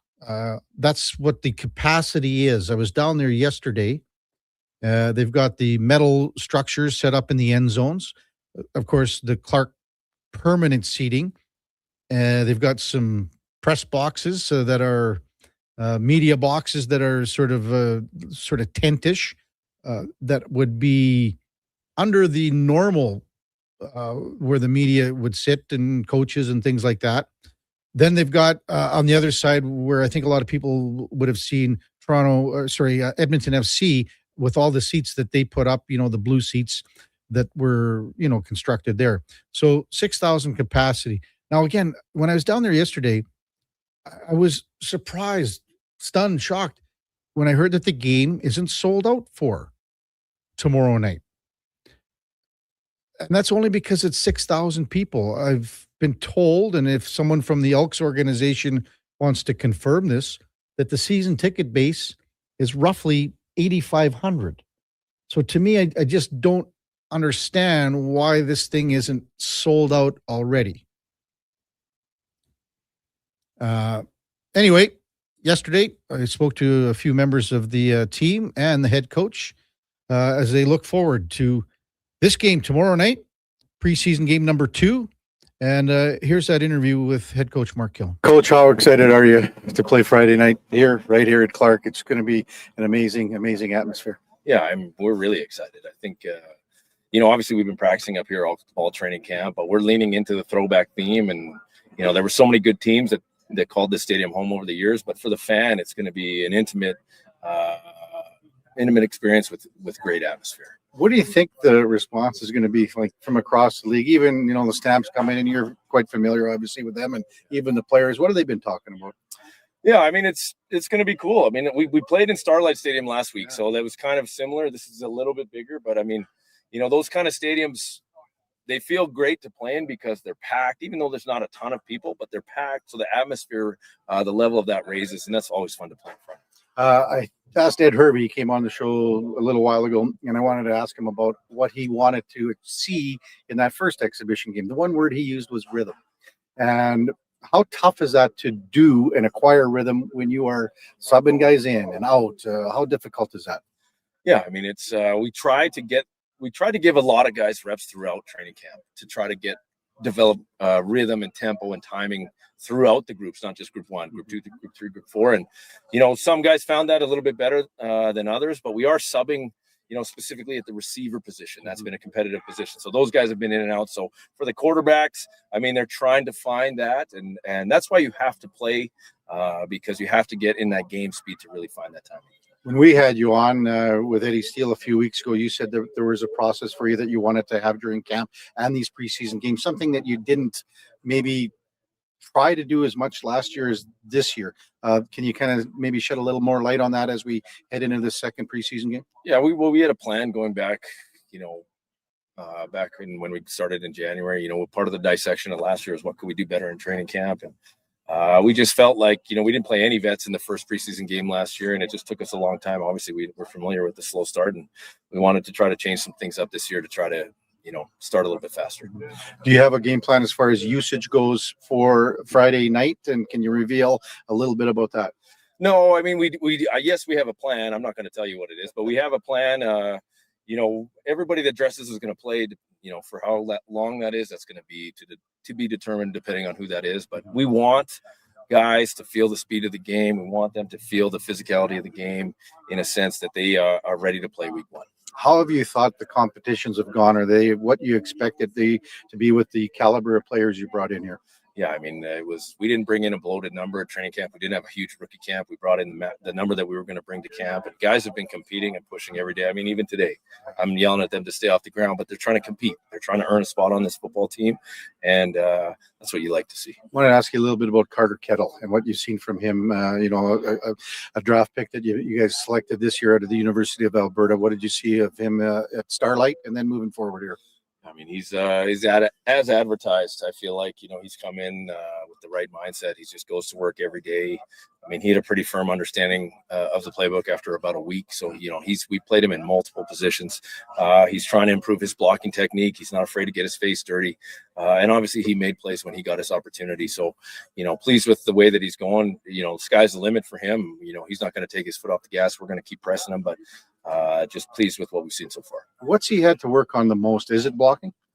Yeah, I mean, everyone is bigger and faster here, and especially in some of our receiver positions, the inside positions, you're involved in blocking in the run game. And that was something that we tried to stress. Even if you look at our free agents that we signed, we wanted some guys that, could mix it up around the box. And I think, that's been something that we've stressed from day one, is we want receivers that contribute when the ball's not in their hands. And he's trying to do that. Can players grasp the playbook easier than others if, he's a local guy? He's watched this team. He's, seeing things. Can that happen? Yeah, I don't think so. I mean, I think you got to get in the classroom and you got to go through it and you got to walk through it and you got to understand the nuance of it depending on the look that you're getting. Maybe he had some familiarity with a little bit of it, but I don't think so. I think you got to get in the classroom. The other guy I'm going to talk to today is Malik Carney. And what have you seen from him and what are your expectations for him this year? Yeah, I mean, he's come out. He's brought leadership to practice and in the room. He's physical. He flashes in practice. We're excited to get him in the game just for a little bit, just to see what he can do. And then obviously be an impact player for us in the regular season. Coach, thanks for this. Good luck on Friday. It's going to be pretty neat in here. Thanks. Looking forward to it. That's Mark Killam, conversation we had yesterday down at Clark Stadium and ahead of tomorrow night's game to close out the preseason against the Calgary Stampeders. To be honest with you, Duke, I think there are 4 games tomorrow night. 4 games in the CFL. I believe they're all starting at the same time, all ballpark. 5-5 for 2 of them, Hamilton, Toronto, Montreal, Ottawa. And then an hour later, we got BC and Winnipeg, and then 7 bells tomorrow, Calgary and Edmonton. Why wouldn't they stagger these games? Like, what's going on? There should be like 5, like double headers and all that. What's the CFL doing here, Duke? Well, Kev, come on. It's preseason. I can understand where you're coming from on this based on the previous discussions. Yes, discussions about scheduling and how they allocate their games and time slots and everything. But I mean, you yourself last week were like, I'm not watching the preseason game on CFL.ca. Hey, I have to ask you about this new deal, the landmark agreement between Bell, I guess, and the CFL. It's been not reported by the league or Bell, but $500 million. That was by Dan Ralph of Canadian Press. But the bigger thing here is that the farming out, if you want to call it, of a game per week that'll go to a streaming service, DAZN. Now, how many times last year when there'd be a game Monday night, especially Oilers, obviously, Monday night on Prime, because they were on Prime 3 times, maybe? Yeah, at least a few. Ballpark. Yeah, can't remember exactly. But if they were, everyone's like, oh, no, it's on Prime. Some people don't have Prime. Right. Everyone. And people, even I'm not going to say all diehards, because listen, plenty of people went out and get it for that exclusive purpose to watch 3 Oilers games, essentially. And then as soon as that last one gets played, they cancel the subscription. I don't want to tip too many cards here, because this is another thing I had pegged as someone to talk about for the two of us in or out, because I think this is dumb. Okay. I don't. There is one reason I could justify it, and I have no idea if it's actually the motivation of the league as to why they would do this for one of your most prime slots, Saturday night games. I'm kind of wrestling with, is this the reason they wanted to do it this way? And frankly, it comes down to one of the big problems that's plagued this team, and it's in-person attendance. So again, these are always going to be 7:00 Eastern games. Now, out of all the streaming services, DAZN's the one I know least about. Yeah, it's a little bit of a unique one. It's I've had it for, we're talking almost 10 years now, because it gives me NFL ticket. So I can watch every single NFL game and not just the ones that are actually national broadcast games, even on a Sunday, the 11 o'clock premier game or flagship game, whatever you want to call it. I can watch every game. And as a fan of a team, that doesn't get those games very often. The Texans, obviously, to watch Texans games, I've required this package essentially. And listen, come Sunday, I mean, we've talked about this plenty. I'm sitting there, I've got the 4 different games on the TV, one on the monitor. Like I'm watching as many as I can. And football's a sport that lends itself to that a little bit more because of the frequent stoppages and so much downtime between plays. Is trying to do that with hockey is, an effort and futility, I think, to watch 5 games at once. But my point being here, the zone, it's a system that I've had qualms with because I do think it sometimes gets a little overwhelmed and is trying to do too much. But for the most part, like it does tons of MMA, tons of soccer for a lot of North American soccer fans to watch games from Europe. I can't remember exactly what leagues or even what levels that it does, but it does plenty of soccer games. And then, the biggest thing for me is like, it's the only thing I've ever watched on there is NFL. Right. Do you think, you have it. Eddie Steele was saying something this morning on socials about, okay, so now you're going to have to pick this package up. I wonder if it's not cheap. Yeah. So what are we looking at? I'll say if you're buying it just a month at a time, it's like $25 a month. And I think if you're a CFL fan, are you going to spend $25-$30 a month just to watch 4 games? And especially if you're well, it doesn't really matter because what's a cable bill run someone at this point to have your sports packages to TSN to watch CFL games, or alternatively, me, a streamer, to have TSN Plus. That's already 20 something bucks a month, I think, for TSN Premium to give you all the TSN Plus channels. I don't know. Like I said, I think we can dive into it more in or out. But sure, it's a little bit of a head scratcher for me, at least at face value here, with it just kind of coming across the wire this morning. When we come back, Steve Hogle, the fun advisor for the Edmonton Riverhawks, their home opener is tomorrow night against Wenatchee. That's coming up right after the break. Before that, time now for a Sports 1440 update brought to you by All-Star Construction. They shape and build Edmonton communities, specializing in underground utilities like power, gas, telecommunications, and street lighting. That's All-Star Construction. Here is the Duke. This is the Sports 1440 update.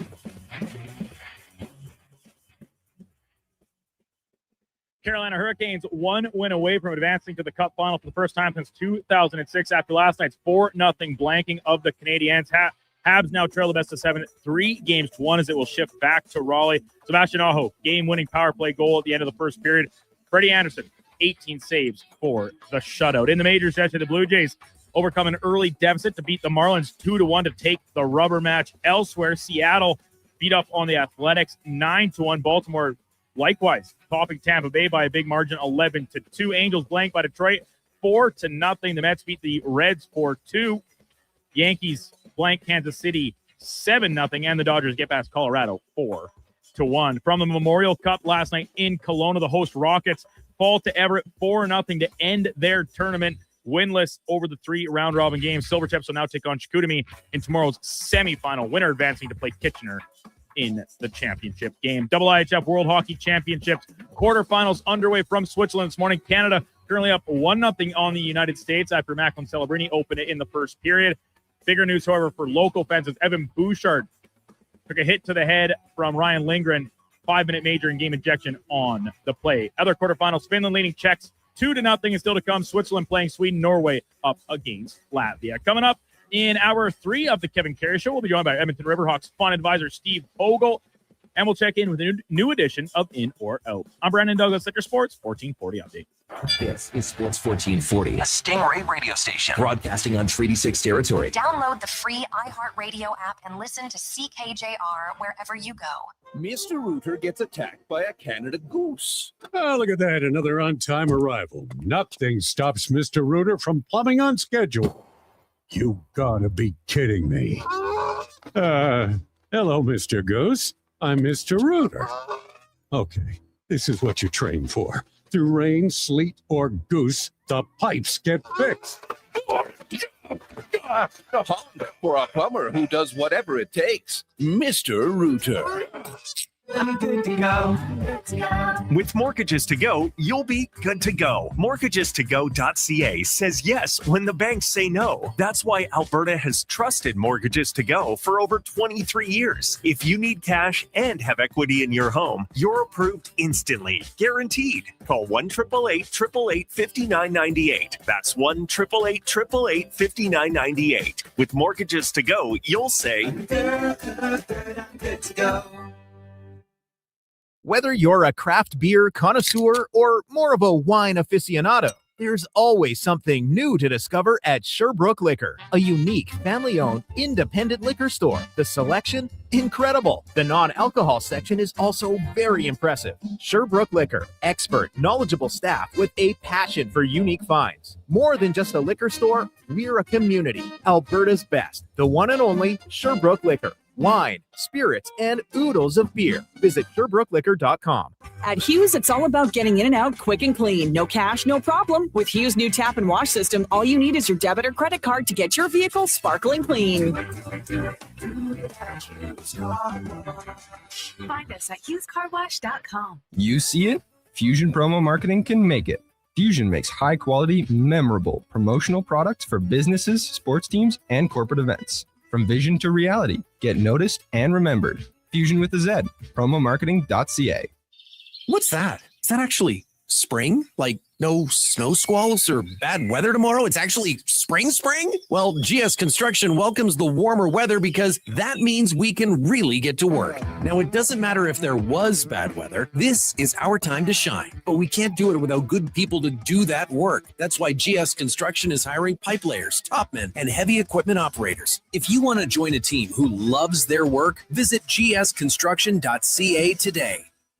Looking for a solid 4x4 that checks all the boxes? The 2026 Jeep Compass is in stock now at St. Albert Dodge, and this is a great value, starting from just $36,900. It's a Jeep, so you've got 4x4 capability, plus features like an 8.4-inch touchscreen, Apple CarPlay, active lane management, a Park View rear backup camera, and more. Over 30 in stock right now in just about every color you'd want. Head up the trail and see how easy it is to do business at St. Albert Dodge. Hey, it's Jamie from Green Drop Lawn Care, exploring Edmonton from the Science Center to Horlock Park. I see your lawns and cringe a little. Weeds are here. And you've got them, Edmonton. Take your lawn back with our guaranteed lawn care programs and unlimited weed control. Green Drop has been Canada's lawn expert since 1979. And they're in your community, keeping your yard looking beautiful with affordable lawn care packages that include fertilizer, weed control, drought fighter, and more. Visit greendrop.com.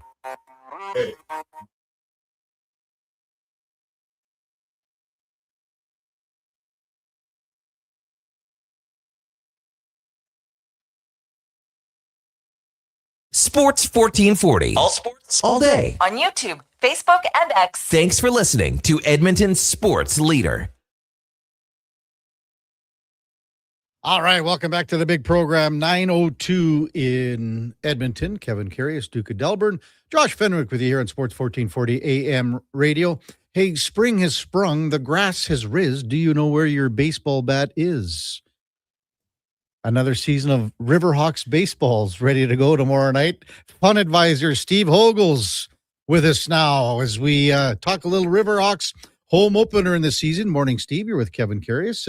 As always, thanks for jumping on Sports 1440. Really appreciate it. Hey, it's always awesome to catch up with you, your listeners. I have to ask before we get into baseball, did I hear right? Did you get your first hole in one this year? Okay, come on. Who told you? Who probably told you? Were there any witnesses? Yeah, Eddie Steele was there. The Duke of Delburne was there. We had. Did you get to the hole before them? No, Eddie was the guy that videotaped it. Nice. Yeah. Nice. So first one, yeah. Yeah, congrats. That's awesome. I heard you guys talking about it earlier in the month on the show, and hey, I mean, it doesn't get any better than that. Awesome stuff. Have you had any, Steve? No, I have not. It's I thought the days were long gone, because a guy's not getting any better, and when you hit fewer and fewer greens, that's how it goes. So that's dynamite. Oh man, you guys, after weeks and months of hard work and preparation and planning, everything ready to go for tomorrow night? Oh, we are locked and loaded to get this season underway and have a ton of fun at the parties down in the River Valley. And there's some awesome baseball in the process. So the boys on the diamond are locked and loaded, and everybody in the business office is ready to go. And we're ready for a dynamite night. It's going to be so special. It's funny. It just keeps snowballing, which is so fun to see. And incredible interest in what's going on down there. And, we launched the season with our new Indigenous logo on our jerseys, and it's just been overwhelmingly welcomed in the community. We're really fun to see. And then the bonus is, we've got our improv comics on the mic, Scream and Donovan, and fireworks and a whole bunch of shenanigans in between the Indian dancers at the start and the Indian relay team at the start and the fireworks at the end, and a whole lot of fun in between. So I want to fast forward just past the home opener and the season opener and opening night tomorrow, because you guys came up with a new, what you call an alternate identity jersey. And this, I don't know how you guys come up with these ideas. Last year with the green onion cakes, which I can't imagine how popular it was, because I know you had to reorder merchandise several times. But this is now for this year, the tree huggers, the River Valley tree huggers. And the jerseys are amazing, Steve. Amazing. Unreal. The jerseys are so much fun. And the pants are just as much fun. It is a tree trunk. Now, full disclosure here, there was some chatter in the locker room when the coaches and players saw the pants in particular, because, it looks like the bark of a tree. It looks absolutely amazing. They're very form-fitting. And, there's the logo, an image of the woodpecker on the back of the pants, and some bark and some knots in the tree and this and that. But there's a little bit of concern about just how tight these pants are, and just they're what like all the spandex, fans man. like to see. Oh yeah. They are super sassy. So they're going to be an absolute smash. We also have tree hugger T-shirts and hats in the Hawk Shop. So, but yeah, incredible reception to those as well. But not only that, it's all about the River Valley, and it's about planting trees and things like that. Describe your involvement with, what am I missing? I can't remember the name of it, Steve, off the top of my head. Who you guys are combining with this to get trees planted and things like that. Absolutely. It's the City of Edmonton initiative with the Root for Trees. Yes. Absolutely. And really cool. And, the city just keeps getting so big and so developed, and, that's the economy moving forward, which we have to have, obviously. We don't want to be, we want to be sure we don't lose that nature aspect in the process. And the River Valley, this ribbon of green that runs through the Capital Region, there's nothing like it in North America and around the world. And you go hike through there and ride the trails through there on the bikes. And if you did that anywhere else in the world, you'd come back to Edmonton raving about this unbelievable River Valley. So, we want to do everything to enhance that, expand that, and have that sort of refined development in the River Valley where, it's great to see more and more people using it and being able to access things like Riverhawks games, but there's lots of other great offerings in the River Valley as well. But you want to be sure you protect what it's all about first and foremost. So for tomorrow, to come up with the Indigenous logo, what was that process all about? Conrad did a wonderful job designing that, and we're so honored. And we tell people, the land that we play on has been a gathering ground for thousands of years, dating back to the Indigenous peoples. And so we're honored and proud to carry on that tradition. And really, that's what we do. We gather people, we have fun, we build community. And so to see him conjure that up in his mind, it's absolutely beautiful. And that's another piece of merch, like the tree huggers. that's flying off the shelves on our online sales. So we're trying to protect them to make sure we still got enough on the shelves when people actually get down to the ballpark. But the sales have been absolutely incredible. And, we've got a great relationship with so many Indigenous groups, and Kahiwan's going to be down there out in force for our home opener. And then the Kahiwan Cree Nation is also driving their own urban powwow later in July, which is down at the ballpark as well. And that's a real scene where everybody is welcome as well. Do you have the Indian relay going again? Oh, yeah. Yeah, Okay, we've good. got Rodney John coming out with his Indian relay team coming. And that's real.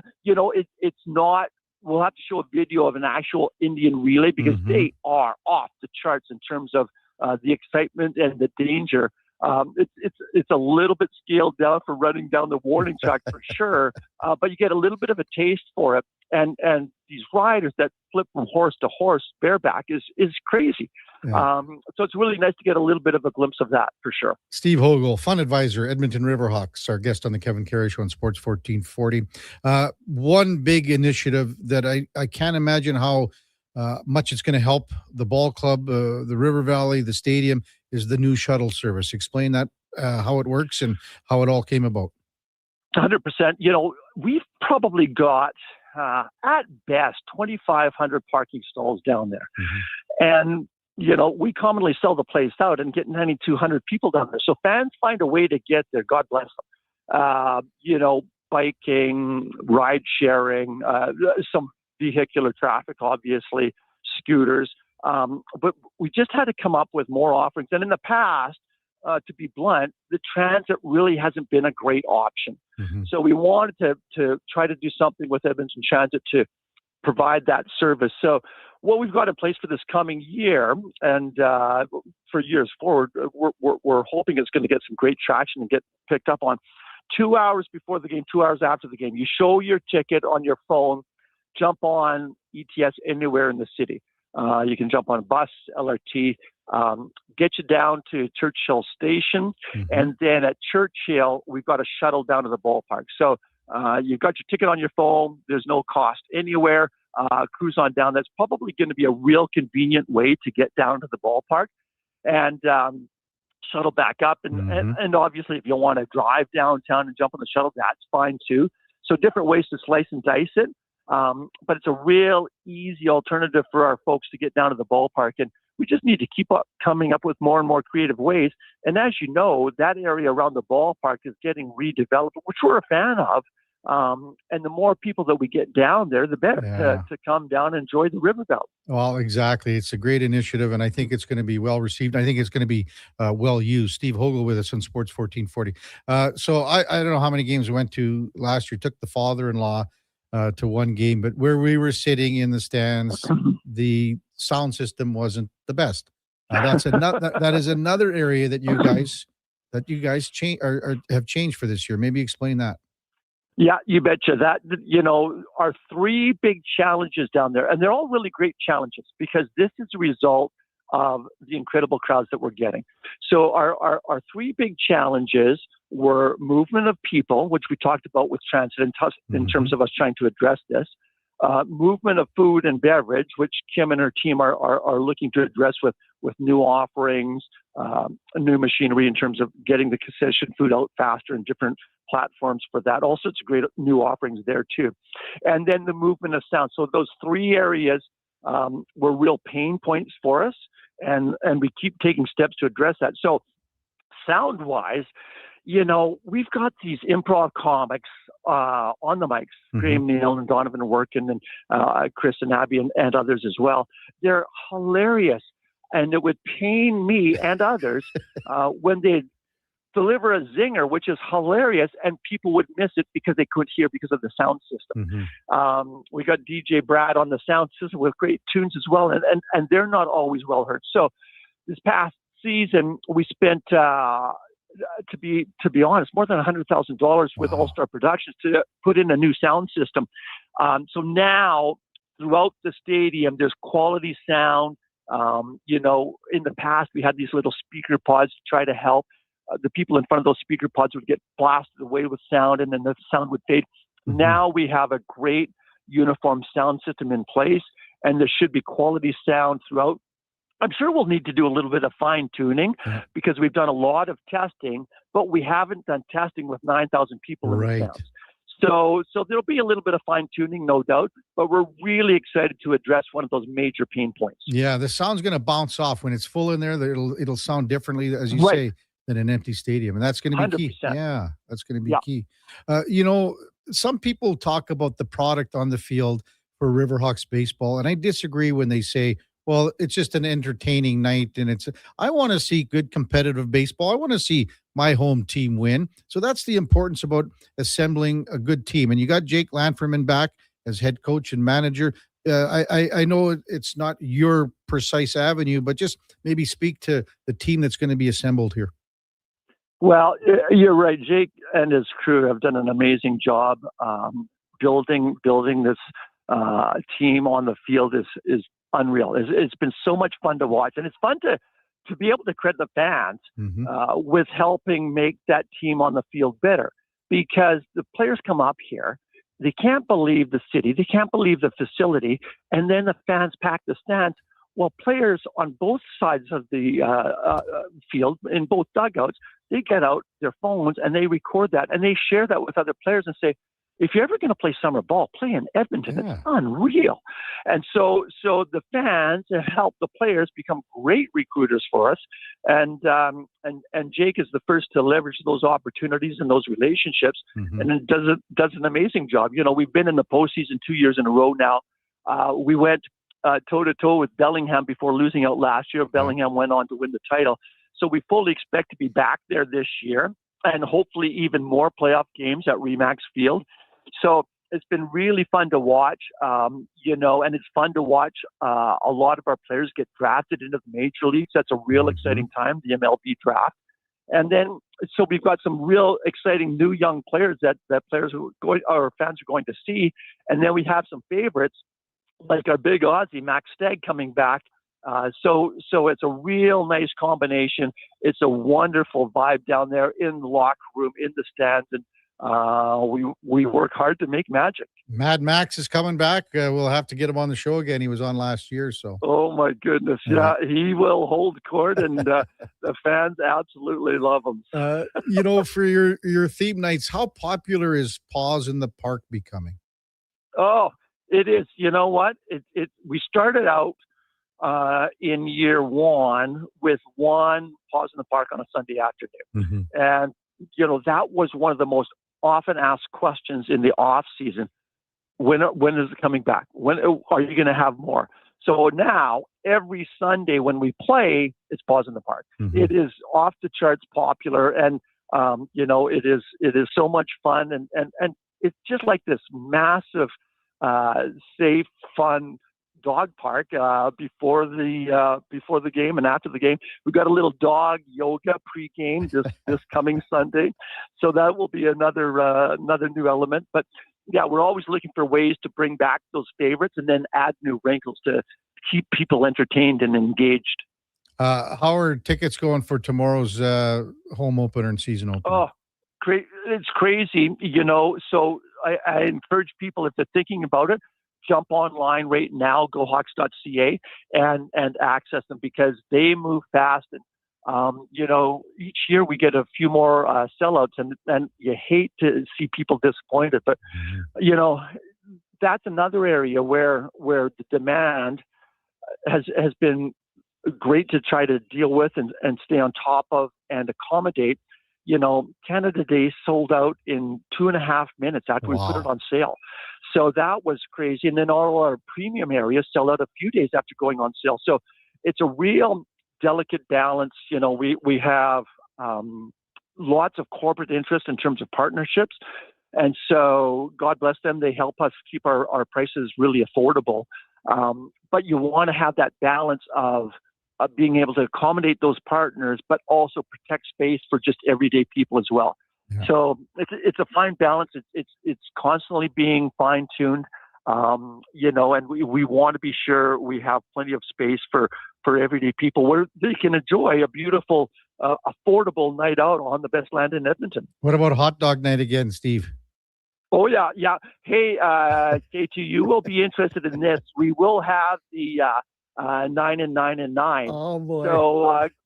So come on down. You can go see Kim. We'll have it a designated area where you can pick up your 9 hot dogs, 9 beers, and pound them back over 9 innings, and we'll make sure you get home safely after that. But it is a slightly smaller beer, so it is a reasonable consumption rate. So is it like what some major league teams are doing, where they have the small beer and the smaller even hot dog than what you guys are doing, or what? Yes.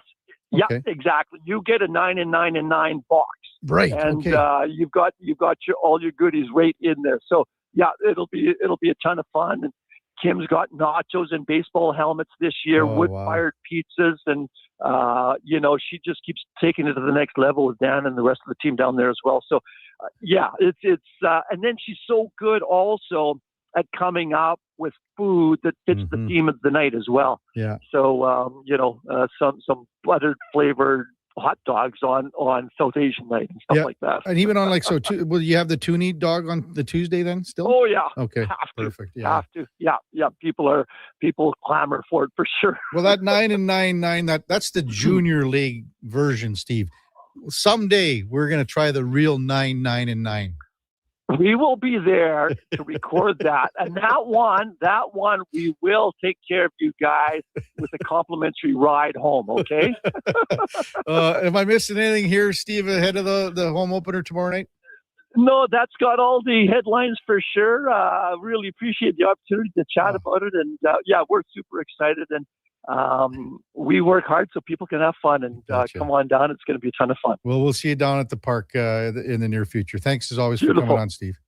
As always. Okay, take care, guys. Yeah, Steve Hogle, the fun advisor for the Edmonton Riverhawks. They kick things off first pitch on the season opener tomorrow night, 7:05.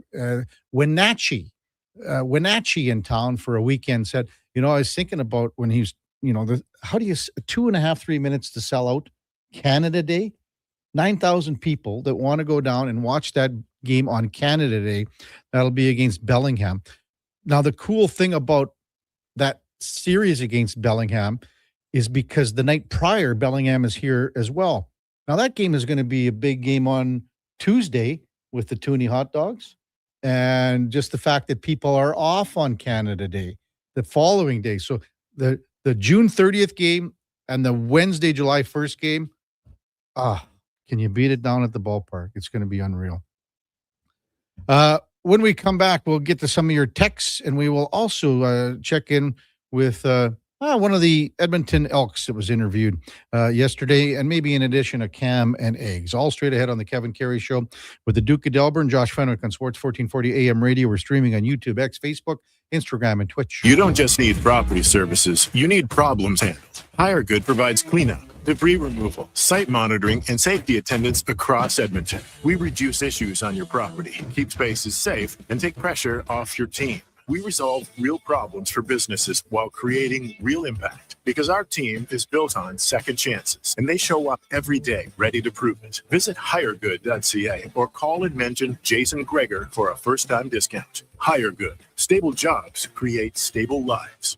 Today on Hey Culligan, how smart is your water? Here's Tracy. Hey Culligan, I think my water might be dumb. Good news, Tracy. Your water's not dumb. It's just not talking to you. You can make my water talk. No, but the new Culligan Smart Drinking Water System can talk to your phone to tell you when your water filters need changing and help you meet drinking water goals. Now that's some brilliant H2O. You said it, Tracy, and we're already on the way. Let us help you out with a free in-home water test from a local Culligan water expert at culligan.ca. Say hello to your new favorite drinks. Introducing new McCafe Refreshers. Icy cool, undeniably refreshing, and available in 3 flavors. Strawberry watermelon, mango pineapple, and blackberry passion fruit. Only at McDonald's. The Edmonton Riverhawks return Friday. Join the best party in the River Valley with 27 theme nights like Paws in the Park, Star Wars, and Margaritaville. Don't miss opening weekend. Tickets start at $21 at tickets@gohawks.ca. Hi, Mike here from Northgate Chevrolet Buick GMC. No one's ever accused car shopping to be fun. I mean, think about it. Awkward standoffs to get a price. Let me go talk to my manager. Dealers asking for your credit card, then melting your phone if you say no. See, not fun. At Northgate, I promise you a different experience. We make it fun. And you will like us, I promise. 0% financing, a great selection of new and pre-owned units. So for some fun, stop in today. 13215 97th Street or visit us online at northgategm.com. You're in Northgate country. Sleep is for the off-season. What off-season? Sports 1440 is live, loud, and locked 24/7. Oilers, Elks, Riverhawks, Stingers, Oil Kings. We've got your picks. Edmonton's home of sports is Sports 1440. For over 60 years, the folks at Diablo Boots have been selling the best Canadian-made boots. Handcrafted in Winnipeg, Canada West makes the best quality cowboy, biker, and work boots for Diablo Boots with replaceable soles and heels. Why buy cheaper quality like Ariat, Justin, and Red Wing made in China when Canadian-made is better? Support Canada's workers and Diablo Boots for the best boots. So save on boots by Save On Foods. That's Diablo Boots, 3340 Gateway Boulevard on the east side of Save On Foods. Canada West and Diablo Boots, the two best names in the boots business. Your next great family adventure is just a raffle ticket away. Enter the Alberta Foster and Kinship Association's Great Family Adventure Raffle for your chance to win incredible prizes, including the first prize, a Sea-Doo pontoon cruise boat worth over $70,000. Every ticket sold helps provide vital resources to the everyday heroes raising children through some of life's hardest circumstances. Buy your tickets before the live draw on June 5th. Get yours at rafflebox.ca/raffle/the Great Family Adventure Raffle. License number 766115. Open to Alberta residents 18 plus only. I'm Dr. Vance Elliott. The goal of every one of the thousands of hair restoration procedures I've performed is a full, natural-looking head of hair. I work directly with my patients for the consultation, the procedure, and the follow-up, so we can achieve the best results possible. When people see what we accomplish, I don't want them to think, "Wow, great hair transplant." I want them to think, "Wow, great hair." Go to drvanceelliott.com and contact us today.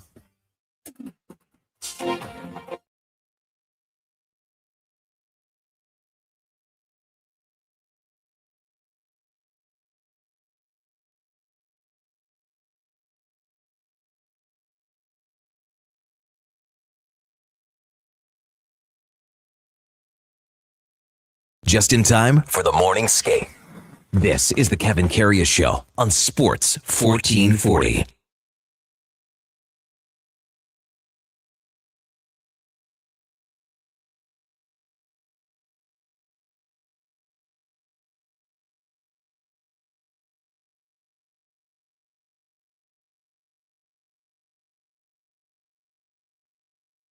All right, welcome back to the big program, 926 in Edmonton. Kevin Karius, Duke of Delburne, Josh Fenwick with you here on Sports 1440 AM Radio. Canada is leading the United States 1-0 thanks to a goal from Macklin Celebrini at the World Hockey Championship quarterfinal. Evan Bouchard, Edmonton Oilers defenseman, was rocked by Ryan Lindgren, knocked out, spun out on the ice. In fact, they showed the replay of the hit a few times on TSN during the intermission while we were doing some various interviews. They cut away. They didn't show the hitting of the ice and spinning on the ice. So networks do that now. I disagree with it. If you want to show it, show it.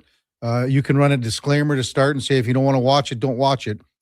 But I think a broadcaster has the obligation to show what happened. So didn't agree with that. I don't understand some of our texters, Kenneth, Corey. I do not get you when you say, looking at this hit wasn't that bad. Canada crying again. I've seen my kid wipe out harder on his bike than that. All you Oiler fans are all the same. Anyone who touches your precious Oilers or even look at them wrong, it's a penalty. That's from Corey. Great text, Corey. Outstanding. What are you watching? I understand you're trying to get under the craw of, radio hosts and that, but don't send in something that is so bad. That's just so bad when you put your name on something like that, and you're just saying it to what? Cause a little bit of a havoc, cause some reaction. Look at the play, man. Come on. If you can't say that was first of all, Lindgren got ejected from the game. The referees looked at it. The video room looked at it. Yeah, you're a big man, Corey, coming back with texts like that. Big man, Corey. Here we go. So tomorrow night, it's going to be the knothole night. Yesterday, I spoke with Carter Kettle, second-round draft pick this year out of the University of Alberta. I wonder, and Carter Kettle was hurt two years ago. Last year, he had 610 yards receiving, 8 touchdowns. The guy's a deep threat in Canada West football. He was. In total, in his 4 years at the University of Alberta, caught 101 balls for 1,695 yards. Last week in his CFL debut, had a 58-yard touchdown reception in the preseason game at Starlight Stadium. He's going to be a part of this football team moving forward. Canadian talent, you can never have enough of it. And when you have Canadian talent at a prime position, like receiver, like running back, it changes your ratios. It makes you a better team. Yesterday, I had a chance to talk to Carter Kettle. Here's that interview. So, Carter, how have you found things so far here? Coming into camp, expectations and how things have gone so far for you. Yeah, it's been good. I've been having a lot of fun. I've been trying to learn something every day, and there's a lot of really smart coaches and players around here. So yeah, just trying to take it all in, soak it up while I can, and keep stacking days. What were some of the harder things that you had to go through to get, acclimatized and everything like that? Yeah, I think the speed changes for sure. Going from U Sports to CFL, there's definitely a bit of a speed jump. But I think it's just the mentals. The processing speed is faster. The playbook is bigger and a little bit more complicated. I had some great coaches in university that really helped prepare me for a pro style playbook, but it's just it's so much bigger, right? Like, so the verbiage is pretty similar, and I understand kind of how it works and how it flows, but just a bigger playbook and wordier calls. I talked to Coach Killivan and asked him, do some guys have an advantage of learning a new playbook, or your first playbook in this case, because you're a local guy, because you saw and watched the Eskimos or Elks, pardon me, and you're a U of A guy? Is that an advantage for you? Yeah, I think the locality helps with being comfortable out here. I've played in Commonwealth before, and I've seen Clark 100 times. So I definitely don't feel out of place here. I still feel at home, which is nice, and a lot of familiar faces too. Growing up through university, being around the team a lot, it makes the transition a little bit easier. Being able to throw with some of the guys during the off season and get to know some of the guys a little bit quicker. But yeah, with the playbook, it's just I think that's a testament to the great coaches I had through university and stuff. Yeah. What have you learned from some of the veteran receivers here so far? It's early on, but what have you learned from them? The guys like Austin Mock and guys like that. Yeah. No, I've been kind of been picking their brain about a little bit of everything. So I wouldn't necessarily be able to put my finger on just one thing. But yeah, just little pointers after practice, whether it's a mental aspect of the game or maybe physically how I can be a little bit more advantageous in my route running and stuff like that. So just trying to take in as much as I can from all of those guys. What about blocking? Is that something you've had to really focus on at camp here? Yeah, it's definitely the guys are a little bit bigger, stronger, faster in the box there. So I'm still trying to adjust to that for sure. I think that's probably been one of the tougher things is the physical dominance of a linebacker and stuff like that. It's a little bit tougher, and especially right now with everybody trying to make a team in training camp, it's guys are going a little bit harder even. So, what are some of the things you learned at U of A to get to where you are right now? Yeah, I had great receiver coaches over the years. So that was awesome. Just being able to add tools to the tool belt. It's kind of the verbiage that I like to use with it. So just having different plans, being able to set things up, and yeah, like I've spent thousands of hours in the film room with my coaches, just kind of picking their brain about stuff like that. And that, and then having Coach Morris around for a long time as well was awesome. He was very influential for my career, but he taught me a lot about kind of how to carry myself throughout camp and stuff like that. So how cool was that for him to recruit you?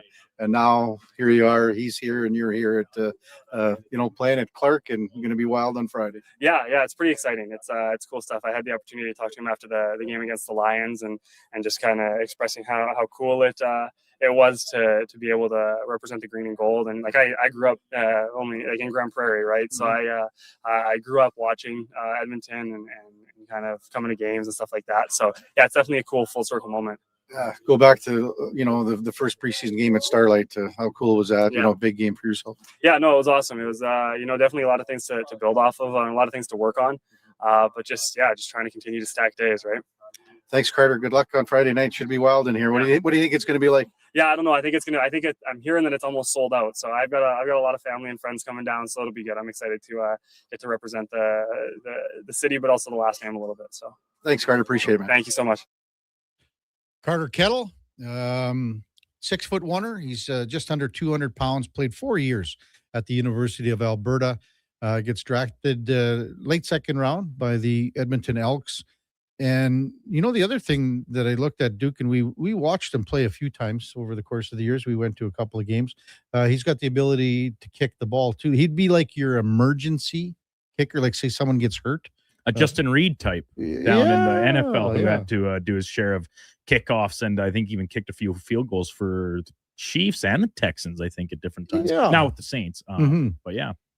So he's had a few attempts, as far as, if he needed to be on the field goal team, but punting is, it's always an option. You never know, something happens in warm up and a punter pulls a hammy or something like that. So there's always that ability to do that moving forward. Coming up a little bit later, we'll hear from Malik Carney, who the Double E will be hoping can add a lot of oomph to that defensive line. The two things that were almost the most glaring areas from last year. So on the offensive line, and they signed some guys, and there was a competition at camp like we probably haven't had for a long time to see. But I think Cody Fajardo was sacked 40 times last year. That's got to go down. That's got to get to, 24, 25, 26, somewhere in there. 40 is just too many times to not keep your quarterback upright. Now, then the other thing on the other side of the ball, and Eddie Steele, we've talked about this many times on Mondays and Fridays. It's about the defensive line getting pressure, and that allows everything just to come into place because now your linebackers can read the play, they can come up, they can decide if it's run pass, what kind of package they're playing, and then it allows, again, what your defensive backfield is going to do. It all starts up front with the pressure. Sometimes, yes, you can call it a coverage sack. Sometimes there's great coverage by the DBs where the quarterback, he misses his first read, or not misses. The first read's not there. Receiver's not open. Go through your progressions, 2, 3, still not open. And now that's a coverage sack or whatever, where at that point where the quarterback's got to scramble. But for the most part, it starts up front with these guys off the edges to get some pressure on the quarterback. And hopefully Malik Carney can add to that and help that out on the defensive line for the Edmonton Elks this year. We'll hear from him in the 10 o'clock hour. When we come back, we'll go in or out with the Duke of Delburne on Sports 1440 AM radio. We're streaming on YouTube, X, Facebook, Instagram, and Twitch. Summer, it's coming. An unstoppable force that will turn your home into the Sweatbox. Don't live in a summer blockbuster. Pro Solutions is your one-call-solves-it-all expert for AC repairs, tune-ups, and new installations. With fast appointments and flexible financing, we'll make sure your home story has a comfortable ending. AC season is coming soon, so book today. Lock in pre-season pricing today. Visit prosolutionsinc.ca to schedule your service today. A lot of you love hockey season. But when it comes to construction season, you're not as excited unless you work for GS Construction. It's truth. As one season is winding down, ours is winding up with all sorts of great projects to make the city we live in better. And our team is hiring. GS Construction is scouting for pipe layers, topmen, and heavy equipment operators. So if you want to score a great job, visit gsconstruction.ca today. Are new McCafe crafted sodas just drinks or something more? Like Sprite Berry Bliss, Creamy Strawberry Coke, and Orange Dream. All swirled with fizzy flavor and topped with silky cold foam. Only at McDonald's. At participating McDonald's restaurants in Canada. Sports on weekends. Saturday mornings at 9. Check out the Saturday Sports Setup, where we'll tee up what's happening on the weekend sports scene. Tune in Saturday morning at 9 on Sports 1440. Hey there, I'm in the Fountain Tire sidecar, making a list of the things I'm doing this spring. 1. Saving you money, with up to 20% off select tires until June 13th. 2. water skiing. Tricky in a sidecar, but fun. And 3, saving you more money with mail-in rebates of up to $100 off a set of 4 Select tires and $50 off a $150 service with the purchase of 4 Select tires. Oh, that's 4 things. Oh well, restrictions apply. Book online at fountaintire.com. Fountain Tire. We're on this road together, Canada. Hear that? That's your entry calling. Go Auto is sending you to the biggest football event in the world, live in Vancouver, with tickets, flights, and a hotel stay for 2. To enter the contest, just text GAME to 780-777-7777. That's GAME to 780 all sevens. Go Auto, get in the game. Silent Rides is one of Alberta's premier specialty charter companies.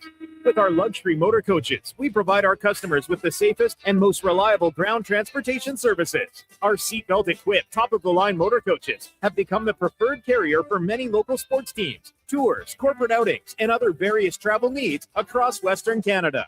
For more information and to request a quote, contact sales at 877-748-0991 or visit silentrides.ca.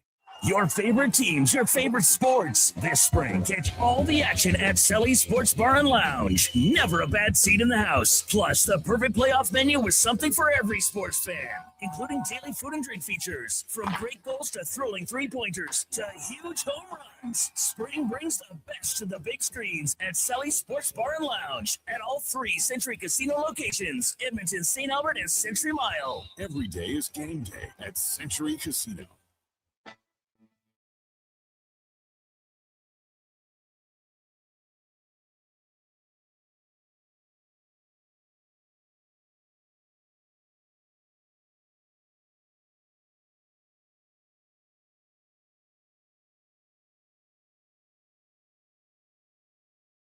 Have your sports curiosity cured with the Kevin Karius Show. This is Sports 1440.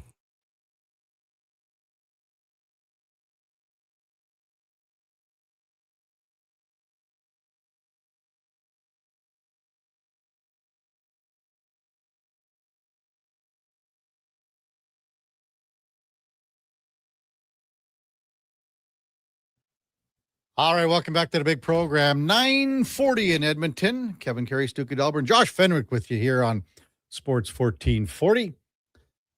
We're also streaming on YouTube, X, Facebook, and Instagram. Canada leads 2-0 on the United States with under 4 minutes left to go in the second period. But I'll tell you what, Jet Greaves just made 2 wonderful saves on the Americans a couple of minutes ago. I'll say it again, Duke. He's my pick. This is my pick to be Canada's starting goaltender for the 2030 Olympics. That's as bold as it gets. Is it? Well, I mean, come 2030, okay, could there be a Canadian goalie that is even yet to play in the NHL? That's fair. That might be, because we know that as of right now, it's a little bit of just kind of like you shrug your shoulders and say, I guess that guy could go. I'm saying this, Duke, because I mean, this is a guy that's only played 76 NHL games. Yeah, but when you watch him, both what he's meant to Columbus and kind of going in and taking over the main job this past year, and I mean, I want to say he's played at the World Championships before, maybe even last year. I'd have to double check that. I'm false remembering, but he impresses you nearly every time he's out, and I've seen plenty of forecasts, maybe not plenty, but at least a few, Kevin. This is from anybody from actual networks like TSN or Sportsnet down to just random Instagram posts I'll see scrolling through the void of the goaltenders for Canada in 2030. Mackenzie Blackwood, Jet Greaves, Logan Thompson. And Logan Thompson. Yeah. So Logan Thompson would probably be the number one right now if you're going to handicap it. Oh, yeah. Is that fair? I think so. Okay. And then, as you said, you got the lumberyard going on. I don't know what it is about Jet Greaves. I had an argument with a guy on the text line 3-4 weeks ago. I think he's going to be a $6 million goalie here getting signed. Is he RFA this summer? Yeah, or does he have 1 year remaining? He's 25 years old, Duke. Right. And his contract is up this summer. Yeah. Hey, it puts Columbus, excuse me, they've got other business to take care of, and they've got some higher priced guys. But at the same time, you have to think they'd be interested in moving on from someone like Merzlikins. Elvis has got 5.4 next year, and then he's done. Okay, so maybe they can stomach it for a season if they can't find a taker. But otherwise, yeah, like this is the goalie of the future. Dustin Wolf, Lucas DeStahl, yes, those guys have had a little bit more track record in terms of games under their belt, but we've seen it. It's not uncommon, whether it's a goalie or otherwise, when teams believe in it and their pro scouts, their internal process tells them that this is the way. They do not mince words. They don't mince, how they go about their business. They get it taken care of. They're set up okay to carry a little bit more with the two goalies if Greaves is $6 million plus, because they've got a ton of cap room for next year. And then, they have to worry about a few guys like the following year, like Marchenko and, Voronkov. If those are guys that they think are long-term with them, then they have to worry about those guys the following year. But they're okay. They're okay, depending on what Mason Marchment, what they do with him. But they've got a lot of cap room. And Boone Jenner's another guy whose name's floating around everywhere. But they've got a lot of cap room. I see 32 mil of cap room. So okay, so they should be all right. Yeah. Time now for In or Out, brought to you by Pro Solutions. If you need fast AC service, Pro Solutions offers expert repairs, tune-ups, and installs with flexible financing. Book your appointment now at prosolutionsinc.ca. Okay, you know what? Moving too fast. Bottom line, are you in or you out? In or out of what? No time for questions, just action. In or out? Well, then I'm out. I'm sorry, Jet. Actually, you're already in. Are you in or are you out?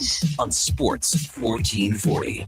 I thought you would go, I'm in, Bob. We would have had a really cool moment, but you kind of ruined the whole thing. All right, Duke Letterbuck. Quiet week on the Oilers front, as we've kind of hit that part of their offseason where we're pre-draft, pre-free agency and all that jazz, but they are still on the hunt for a head coach, as we well know. Another name suddenly possibly in the mix is Jared Bednar, whose future in Colorado is being questioned at least a little bit from across the NHL. Listen, I think this is a pretty just cold, easy statement to make, that the Avs firing Jared Bednar would be a mistake for the organization. Totally 100% in on this. I think it would be a massive mistake by that organization. It's funny, McFarland's name surfacing in Nashville. I heard that too. That's like odd. You got a great thing going here in Colorado. You know what? This is, you got to, yes, Cale Makar needs to be signed down the road in a year, but you got a good setup. You got a good core here. I don't know why you want to leave if you're McFarland. Another topic of conversation, but yeah, I'm in. This would be a big mistake. I don't understand why he would not be the guy that leads them to another Stanley Cup if that happens. He's done it once already. Did all of a sudden he turn into a poor coach? I don't think so. People always say the injuries are an excuse. We get texts all the time. But, I mean, it happened to the Oilers. It happened here. And you know what? Frank was running off those stats when we were talking about Bouchard getting clocked, about how the goaltending has just been unbelievable. Yeah, like Carter Hart, and he mentioned this too, like his overall save percentage, and even I think to an extent the GAA are skewed a little bit because he was not very good to open things up against Utah, and he wasn't facing a ton of rubber either. So, and we're going to touch a little more on another goalie who's facing a little bit of a similar spot here in the conference finals out east. But yeah, like Carter Hart's been really good. He was a difference in the series against the Ducks. He was a difference absolutely in the series against Colorado. But people I just find are so quick, and maybe it's just the nature of sports where we're at now, where we know winning is the ultimate goal. And the Oilers, 2 straight Stanley Cup finals, pretty much the rest of the majority, if not all of their primary pieces are locked in place to have another 1, 2, even more runs at this, and they decide that this coach is not the guy. Well, Jared Bednar has been to the top of the mountains. He's done it. Yeah. And I just really think that, man, the one sentiment or phrase that gets brought up, and it's most important here, are you replacing him with someone better? You know how it is, Duke, and everyone talks about it being a copycat league. Next year, someone's going to fire someone again with 10 games left. Because Tortorella. You think so? Yeah. Someone texted that in yesterday, and I kind of think like, okay, well, we have seen it before because of the Devils thing, right? That's 26 years ago. This is the first time it's ever worked since then. So does that automatically? But like, did we see? And you have to forgive me, Kev, because it's a little bit predates my full investment of following the storylines of the NHL back in the early 2000s. Like, did we see a wave of that happening? Didn't see a wave. No, just the once. But you think about the guy who did it, and that's Lou Lamoriello, and it's 26 years apart, as you say, but there's similarities between him and Kelly McCrimmon. That's fair. They kind of go to the beat of their own drum and don't really care what the outside opinions are about anything else. And if I make this call, my job's on the line. Like, what if somehow Utah would have beaten Vegas? I mean, they forget that. What if, like, and this is a big hypothetical, and I'm often condemning the if game, but you know, if Vegas under Torts like continued to slide and they missed the playoffs, would McCrimmon be out of a job for pulling the plug on a Stanley Cup winning coach with 10 games left, right? It's a whole thing. And the same thing could be said to your point about a potential first round dispatch at the hands of a good Utah team. And Utah, like, I mean, what happened? They just couldn't hold leads. Yeah. Their inexperience showed a little bit, I thought, in that series for sure. Yeah. Carolina Hurricanes, they find themselves one win away from their first Cup final in 20 years after blanking Montreal 4-0 in game number 4, despite facing 72 less shots in this series than his counterpart. The margin is 136-64 total shots on goal in the 4 games so far. Frederik Andersen's body of work has still been very impressive, even if the overall numbers, save percentage in particular, does not indicate so. 1.44 goals against average right now. And you know what? The best thing that I remember you saying to me about this was when we were doing the Fantasy Frenzy hockey draft. And you didn't even look at it until the night before. The morning of. We were doing the Triple S because that was an afternoon game to open the playoffs. That's right, because then we did the draft at the Babber draft, right? Yep, that's right. And you were going to, because the box that was there, what were the options? Stu Skinner? Yeah, it was Skinner, like a bunch of goalies that you're kind of like, are these guys even playing? Yeah. And at the Babbers draft, you get the benefit. You buy a team, you get every goalie, regardless who's playing. If Joe Schmo from ECHL gets called into duty because of a couple injuries, you still get him. That's not the case with that box pool we did for Fantasy Frenzy. And yeah, I was like, hey, you get the news that morning that Frederik Andersen's going to start net, which blew me away. If that game is a night game, you might not change your box, or because I wouldn't have seen it possibly. So I mean, give Rod Brindamore credit, because Bussy was the better goaltender in the regular season. It was the worst statistical season of Frederik Andersen's career. And he's getting himself a contract somewhere next year. 100% he is. It's hard to think it's not going to be back in Carolina. Wow. I get it. You got Bussy. You still believe in Kochetkov. I think they let him walk. I don't think he's going to ask for. Yeah. He's made a ton of money. And I think he likes the fit. It obviously works with his style. Mm-hmm. But my point here is mainly, Kevin, and listen, I've played goalie at the most casual level. I did a year of midget AA hockey and then just beer league essentially after that. No more goalies. No more goaltending. No more goaltending. Sell the gear. Sell the gear at this point. When you are facing so little action, and then all of a sudden maybe you have a breakaway, an odd man rush, and you're forced. And Andersen, I thought in games 2 and 3, he probably only had to make a couple really good saves. Last night, and it was more so in the first period. I mean, they didn't have a shot in the third, for goodness sake. But when all of a sudden you go cold for 15 minutes straight, and then you have to make a save, that is really tough to do. Yeah, that's the crazy thing. I think the panel was asked that last night too. Kelly Rudy brought it up, and they said something to the effect about, a player not having a shift for quite a while. Right. And then I think it was asked to Strome. I'm not sure. And then Luke Gazdick said, I don't know why you guys wouldn't ask me that question. The expert on the matter. Yeah. So it's been impressive. And when you got a goals against under 150, I know you're not giving up much, but you're still being solid. And here's the thing, like your team in front of you knows, okay, even if we have a breakdown, we believe he's going to make the stop. The way he's playing, we're fine. And obviously the aberration in game 1, which I still maintain was just a effect of how poorly the Hurricanes played for that first period, more so than Andersen not, here we go again, conference finals, Hurricanes blowing. Like, no, we've seen over the past 3, this is the club And this is the best goaltending they've gotten a conference final over the course of this generation of the team. No doubt about it. Yep. Over to the Hardwood Association tonight. Spurs will try and force a Game 7 when they take on the Thunder from San Antonio. Trail the best of 7, 3-2. Victor Wembanyama shooting just 4 for 15 from the field in a rare off night for the all first-team NBA player in game number 5. Listen, I thought this was a topic coming into this series, and then it went away a little bit, even with how many minutes he played in game number 1. His frame, season to date, he played all year long, missed a little bit of time, obviously, but he's been a beast in the playoffs, playing a ton of minutes. I think fatigue is setting in for this monster human being. I'm going to be in too, again, on this one. And I agreed with Paul earlier. I got OKC to close this out tonight. They were load managing him to start his career too, because he's a young guy still. I think he's still growing into his body. I think everyone believes that.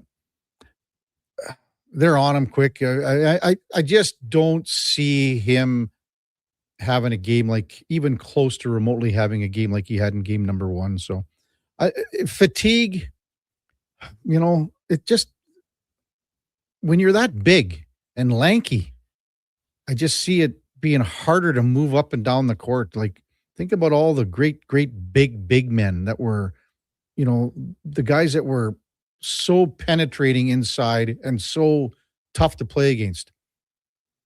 They were just bigger body. I think there was more, they had more opportunity to have that, how do you say, like when you're going in the paint all night long and you're getting beaten up, you have that ability to rebound a little bit quicker than a guy that's younger and still growing into his body. So I'm going to be in on this one. And you hope that as he gets older and more experienced, that he can, then more importantly, the team manage it. But in the playoffs, it's so hard. He's obviously your best player. He's maybe already the best player in the entire game of basketball. How do you justify taking him off the court more than you want to?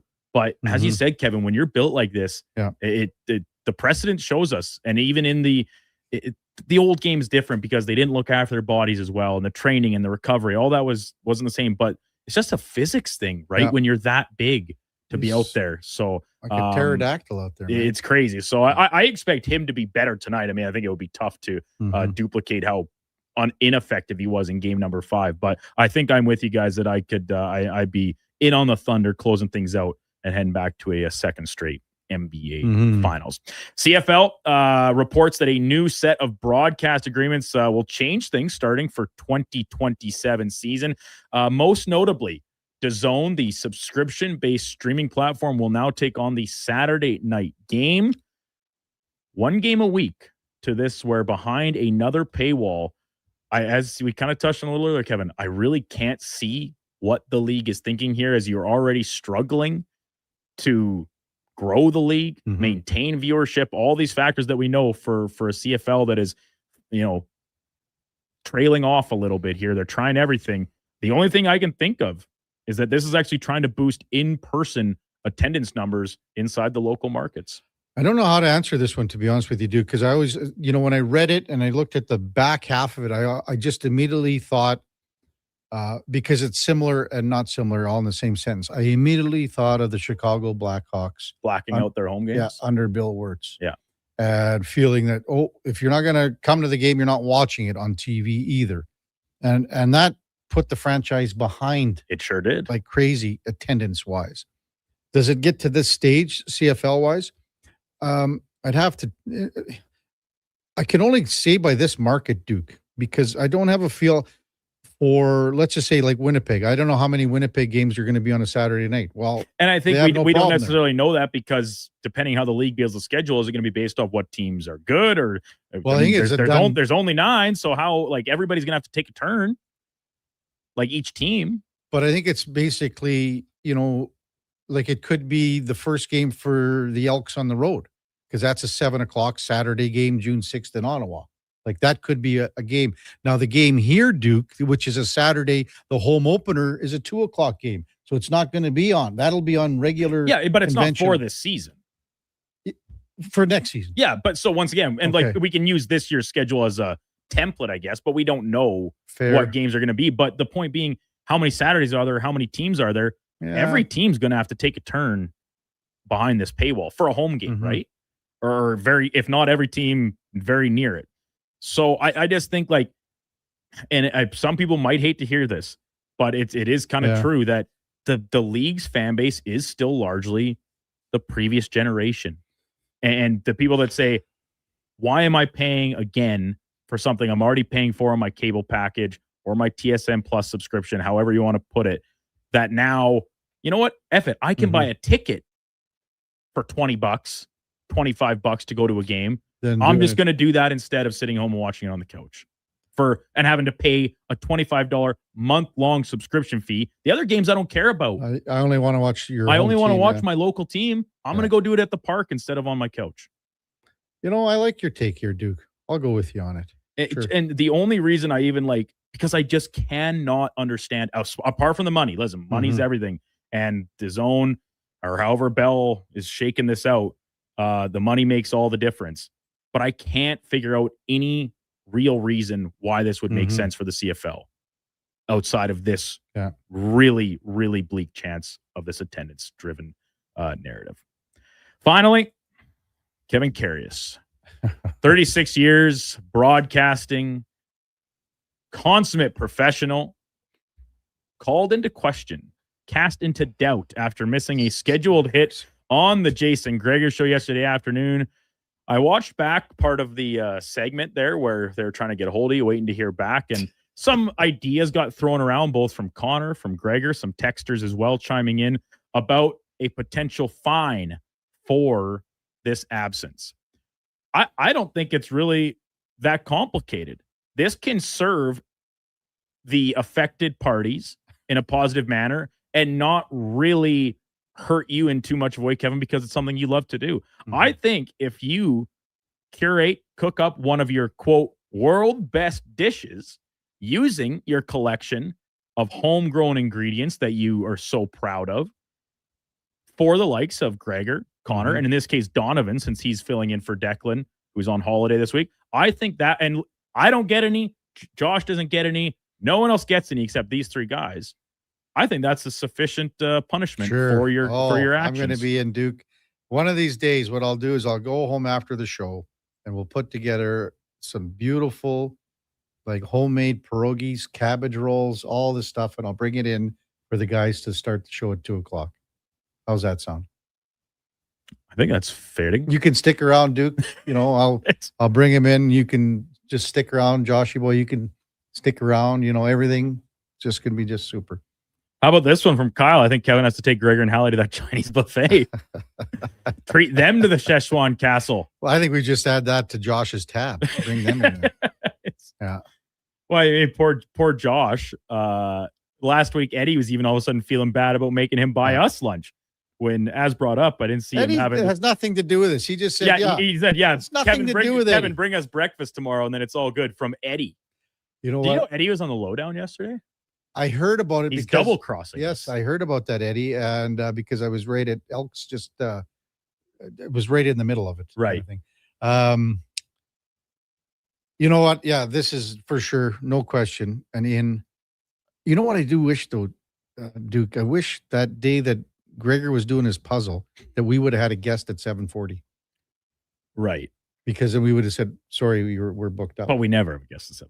I know, but sometimes we have.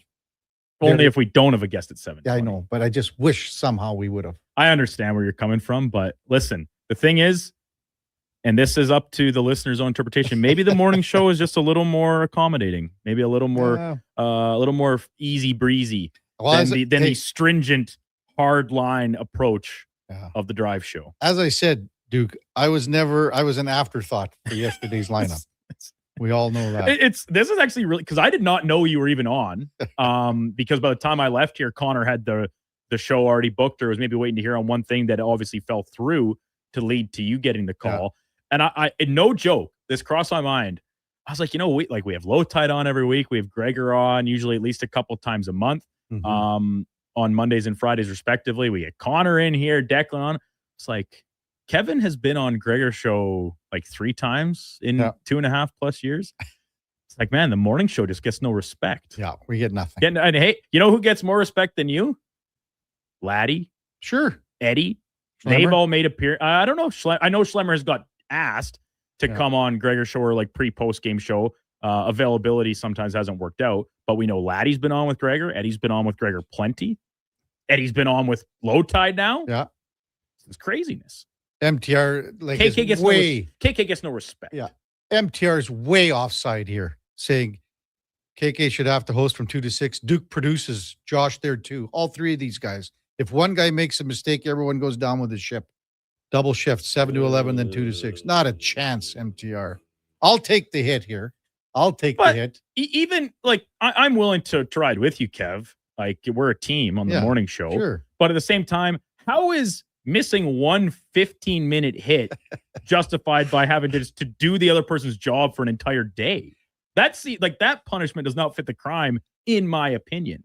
If I showed you the text from the con man that I got, Kevin. What? Oh, that's what the text would have read. Oh, no. But when he lined it up, but it was, I almost felt like there was just a 10-minute hole. Like, that's it.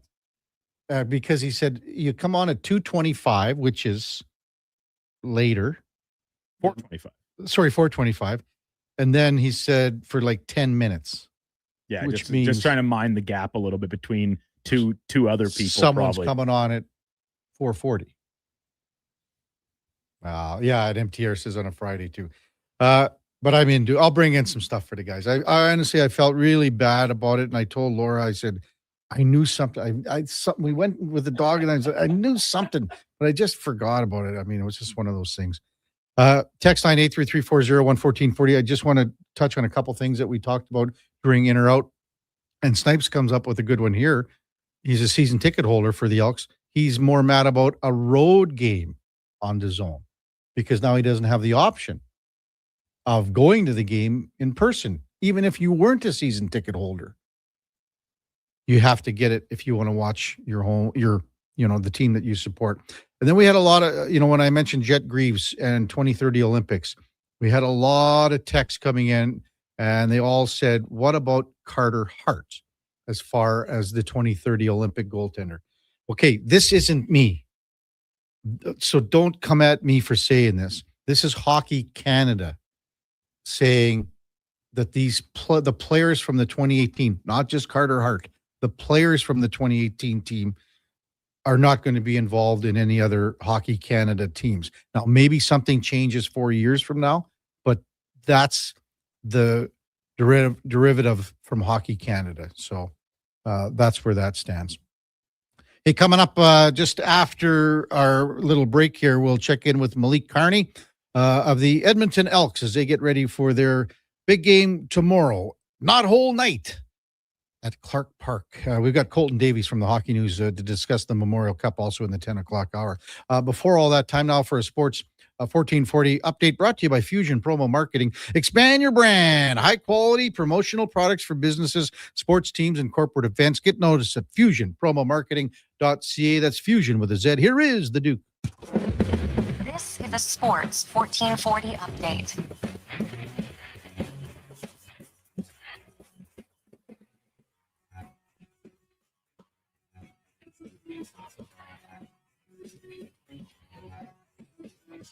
NBA's Western Conference Final resuming tonight from San Antonio as the Spurs look to keep their season alive, taking on the OKC Thunder. Oklahoma City up 3-2 in the best-of-7 tip-off, 6:30 from Texas. In the Majors, light day with just 6 games on the schedule. The Blue Jays open a set in Baltimore against the Orioles. First pitch scheduled for 4:35 Mountain Time. Patrick Corbin on the bump for Toronto. You can catch that game right here on Sports 1440, joined in progress at the conclusion of the Jason Gregor Show. Elsewhere, Tigers hosting the Angels. Twins are in the south side of Chicago against the White Sox. Braves play the Red Sox. Pirates host the Cubbies. And the Astros in Texas against the Rangers. IIHF World Hockey Championships. Quarterfinals underway. Canada leading the United States 2-0. Macklin Celebrini opened the scoring back in the first period. Finland leading the Czechs 3-1, and still to come, Switzerland playing Sweden, and Norway up against Latvia. Coming up in hour 4 of the Kevin Karius Show, we'll hear today's edition of Cam and Eggs, and hear a one-on-one interview with Edmonton Elks defensive Lyman, Malik, Carney. I'm Brandon Douglas at your Sports 1440 update. Sports 1440, Stingray Radio Station. CKJR broadcasts from West Edmonton Mall and Wetaskiwin. Download the free Stingray music app and listen wherever you go. Come for Canada's largest trade shows, the biggest names in entertainment, exhilarating sporting events, and more. And stay for the experience at the Edmonton Expo Centre. Looking for the perfect place to host your next big event? From trade shows to galas, meetings, and concerts, the Edmonton Expo Centre has the space, event expertise, and service to make your next event unforgettable. With over 522,000 square feet of flexible event space, in-house catering, and operational expertise, they bring your biggest vision to life. Learn more at edmontonexpocenter.com today. Legacy Heating and Cooling jingle auditions take one for Gene Principe. Hey, thanks for being on time. I'm always punctual. Now, how about some cool beats while I drop the heat? Ready when you are. Call Legacy. Call Legacy. Nice. Boom! I'm a musical genius. Legacy's going to love this for AC season. What's not to love with no interest and no Principe payments for 1 year? Are you always like this? Yep. Unlike Legacy, I never know when to cool it. Legacy Heating and Cooling. It's like a locker room, minus the smell. Ew.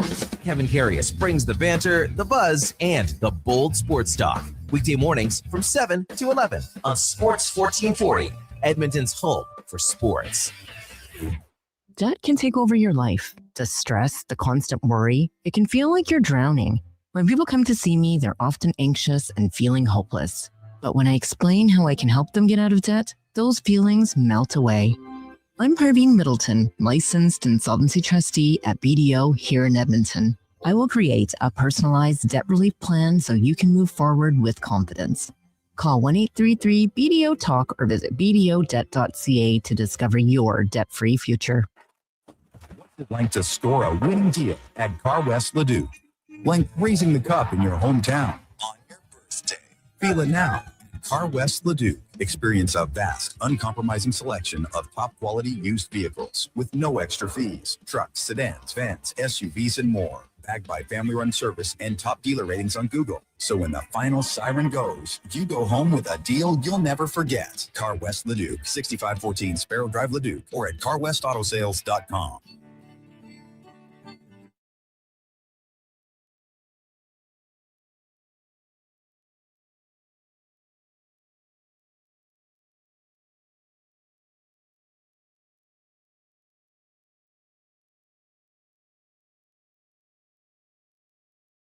You're listening to Sports 1440 and watch us on YouTube, Facebook, and X. Sports 24/7. We are Sports 1440.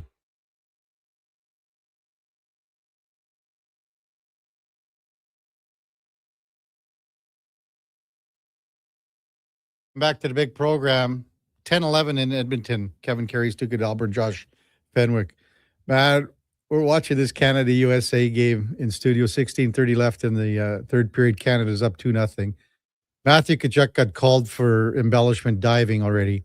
Then he basically cross-checks Darnell Nurse and gives him a little bit of the business. Just took a 2-minute penalty. I think someone should say, someone should wrap a sticker around Tkachuk's head and rip his head off. Hey? Even at the Worlds. I don't know anybody that would have the stones to do that, Kevin. Yeah. That would take some real around his throat and that would take some real off. gall to do that. Oh man, oh man. Hey, so Cam Tate sent in his it's in order number 30. Well, now it's contentious. Yeah. And Cam texted me, please tell KK eggs are about Elks. Eggs about Elks. Okay, well, here's another edition. Cam Tate, Cam and Eggs. Cam and Eggs, order 34. I don't get this. I really don't. And yes, maybe I'm dating myself here. Fine, guilty as charged. But stay with me. August 23rd, 1978. Commonwealth Stadium, waiting in the wings. Edmonton Elks 14, Winnipeg Blue Bombers 8. That was the last Elks game before they left Clark Stadium behind and headed for the big new place. I was 19, which, in sports years, means old enough to know better and young enough to feel everything twice. I was excited, of course I was, but I was sad too, because you knew something was ending.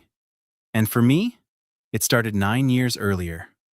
My dad took me to my first Elks game at Clark Stadium, East Side, behind the visitors' bench. And when I say behind the bench, I mean behind the bench, wheelchair section. Close enough to hear shoulder pads clack. Close enough to feel like you were in on the secret. And I can still see George McGowan. Big third down catch, right in front of me. The ball drops into his arms, and I can still see his face. First, the look every receiver gets. All business, all concentration, all elbows and urgency. Then, a split second later, joy. Pure joy. The kind that doesn't need explaining. You don't forget that. You just don't. A game at Clark Stadium wasn't only a game. It was a reunion. Every couple of weeks, there you were. Familiar faces, familiar noise, familiar cold. It felt like Edmonton showing up to visit itself. And now look at this. In what I have to call a very fine piece of marketing, the Elks are playing Calgary, yes, those people, at Clark Park tomorrow night, Friday night, under the lights, in a place full of ghosts and good memories. And it's not sold out. How is that possible? Not sold out. Let that sink in. Clark Park, Calgary, Friday night. History, memory, civic pride. And we still have tickets available? Come on, Edmonton. This one should sell itself. Let's show the CFL who we are. Because I don't understand this. I really don't. Back this afternoon on Governor Gregor's show with a disturbing observation from the Memorial Cup. Cam and Eggs, Sports, 1440. Thanks, Tater. Boy, he brings up a name there in George McGowan when he would have went to his first game, Tater. Obviously, this is way before my time, too. But he played, over the course of his career at Clark and then moved over to, I guess, Commonwealth for, a season or two. But, he had a wonderful CFL career. And I don't know if there's some listeners that remember watching George McGowan play live in person, because I think his last year was in the late 80s. But he won a couple of Grey Cups. He left the team before the 5 in a row really got going, because I think he would have won a Grey Cup for the first in 78. And then he didn't really, he was gone. He retired. So he won a couple of Grey Cups, was the most outstanding player before they got to Commonwealth, was playing at Old Clark, won the CFL, back then the Shenley Awards for CFL's most outstanding player in 73, three-time All-Star in the CFL. Yeah, and of course he's on the Eskimos Wall of Honor. He was inducted in 85. I believe I'm just looking up his bio. He was born in 48, so he's 78 years old. So wonderful, wonderful career. No question about it.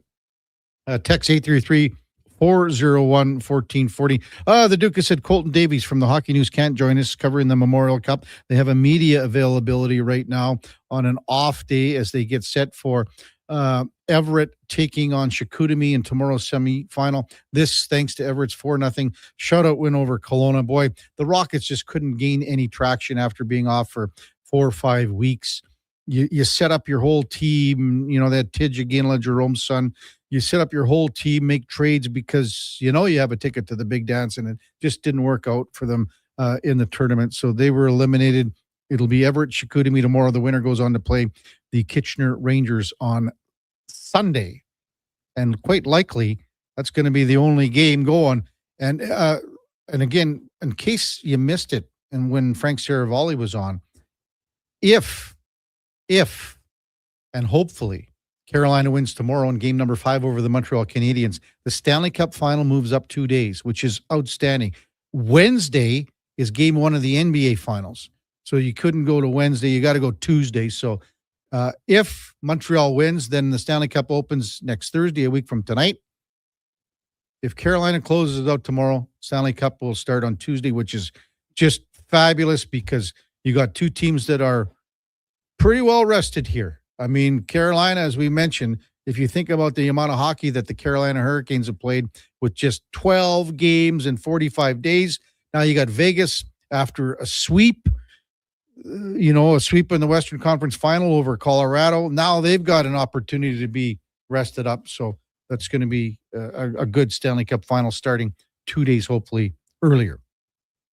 When we come back, Malik Carney, Edmonton Elks defensive lineman, we'll have that interview that we had yesterday with Malik down at Clark on the Kevin Carey Show with the Duke of Delburne, Josh Fenwick on Sports 1440 AM Radio. We're streaming on YouTube, X, Facebook, Instagram, and Twitch. Summer, it's coming. An unstoppable force that will turn your home into the Sweatbox.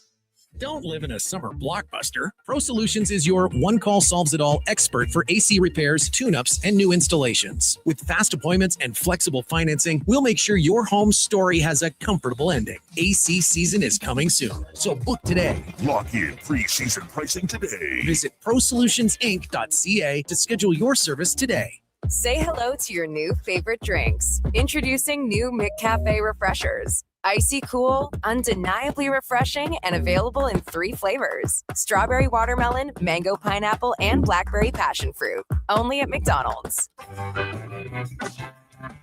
Getting your vehicle sparkling clean doesn't have to cost a fortune. Take it into Hughes today and pay just loonies a wash. Find us at hughescarwash.com. You wanted local sports on weekends. Saturday mornings at 9, check out the Saturday Sports Setup, where we'll tee up what's happening on the weekend sports scene. Tune in Saturday morning at 9 on Sports 1440. When thirst strikes and your energy begins to fade, one hero rises above the rest. Introducing the Superpower Smoothie from Booster Juice.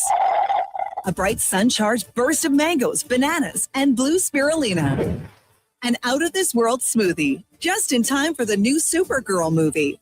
Discover your power and channel your inner superhero. Fly into your local Booster Juice and experience it for yourself today. And see Supergirl, only in theaters June 26th.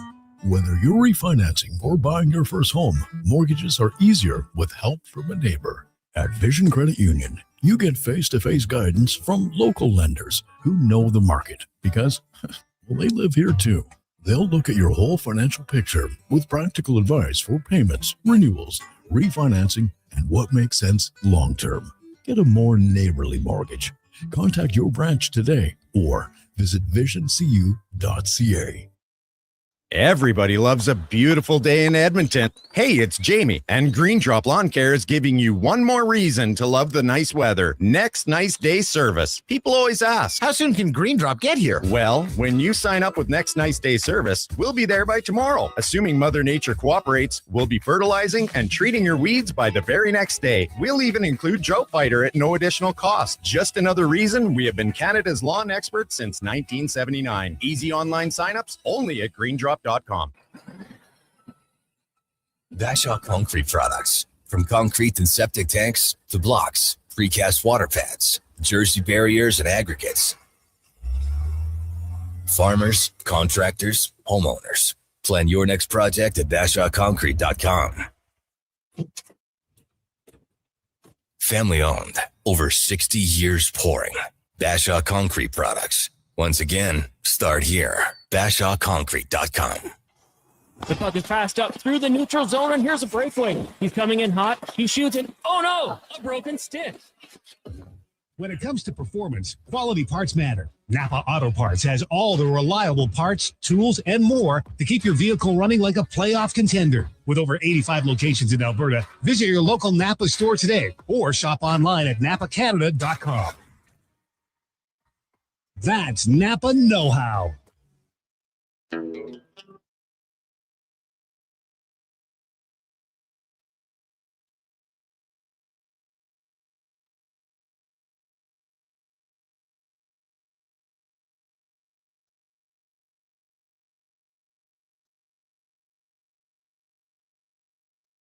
Have your sports curiosity cured with the Kevin Karius Show. This is Sports 1440.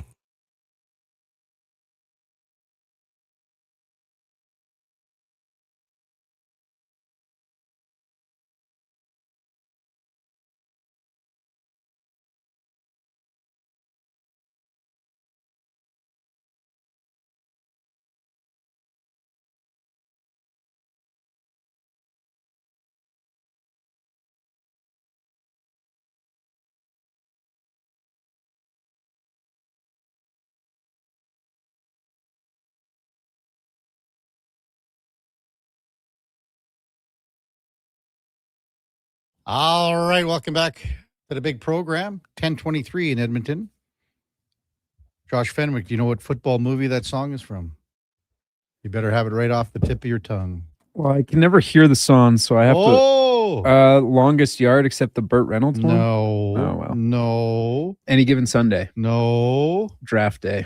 No. Let me think of some other football movies here.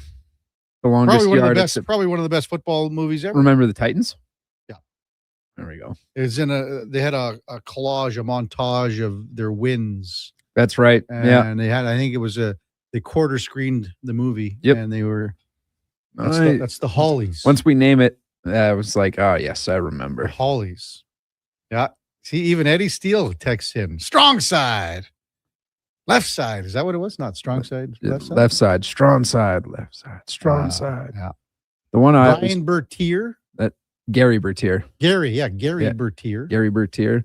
When I'm doing it, like when I played a lot of Madden when I was younger, when I would have to pick the defense, I would just start yelling at my TV, "You blitz all night." And Julius. Text 833-401-1440. I've been watching this Canada-USA game. Again, in case you missed it, Evan Bouchard was knocked out of the game by Ryan Lindgren, hit to the head, received a 5-minute major, was basically knocked out before he hit the ice. His head hit the ice twice, and he was taken off, hasn't returned. Laura texted, and that hit on Bouchard was simply gross, right to the head. Yes, Bouchard was spinning on the ice. It was scary. Need maybe stronger penalties for egregious hits like that. Then when I mentioned about Matthew Tkachuk going at it with Darnell Nurse in front of the net and Tkachuk having a penalty earlier in the game for embellishment, because I mentioned this a few months ago about Tkachuk, Anyway, Laura says, is Tkachuk even worth it? I'd love to see it. It would be sweet. Not worth the penalty, though. So tempting. Time now for the football report, brought to you by Fountain Tire. And at Fountain Tire, we focus on one thing. It is your vehicle. From tires and wheels to oil changes, vehicle repairs, we have you covered. Visit fountaintire.com to book your appointment today. As mentioned a few times over the course of the morning, I was lucky enough to go down to Clark and watch the Elks practice at the very, very end. And it wasn't too much that I got to see down there just because of how practice went. And you know what? A lot of the guys were saying down there, Morley Scott, Dave Campbell, saw Slav Kornick down there. Practices they're ending a little bit earlier. The tempo, that's a good thing. When the coach sees that the tempo and everything that he wants to get done, and everyone is, has bought in for your hour and a half, hour 45, and you get everything that you want done. There's no sense keeping these guys out there another 15, 20 minutes. You have your task and you have your play sheet for a practice. If everyone practices hard and is crisp and sharp and you get everything done, well, cut them loose. Anyway, talked to Malik Carney, and he was the big free agent signing for Ed Hervey in the offseason. Played last year in Saskatchewan, obviously won the Grey Cup. Was in Saskatchewan for a couple of years.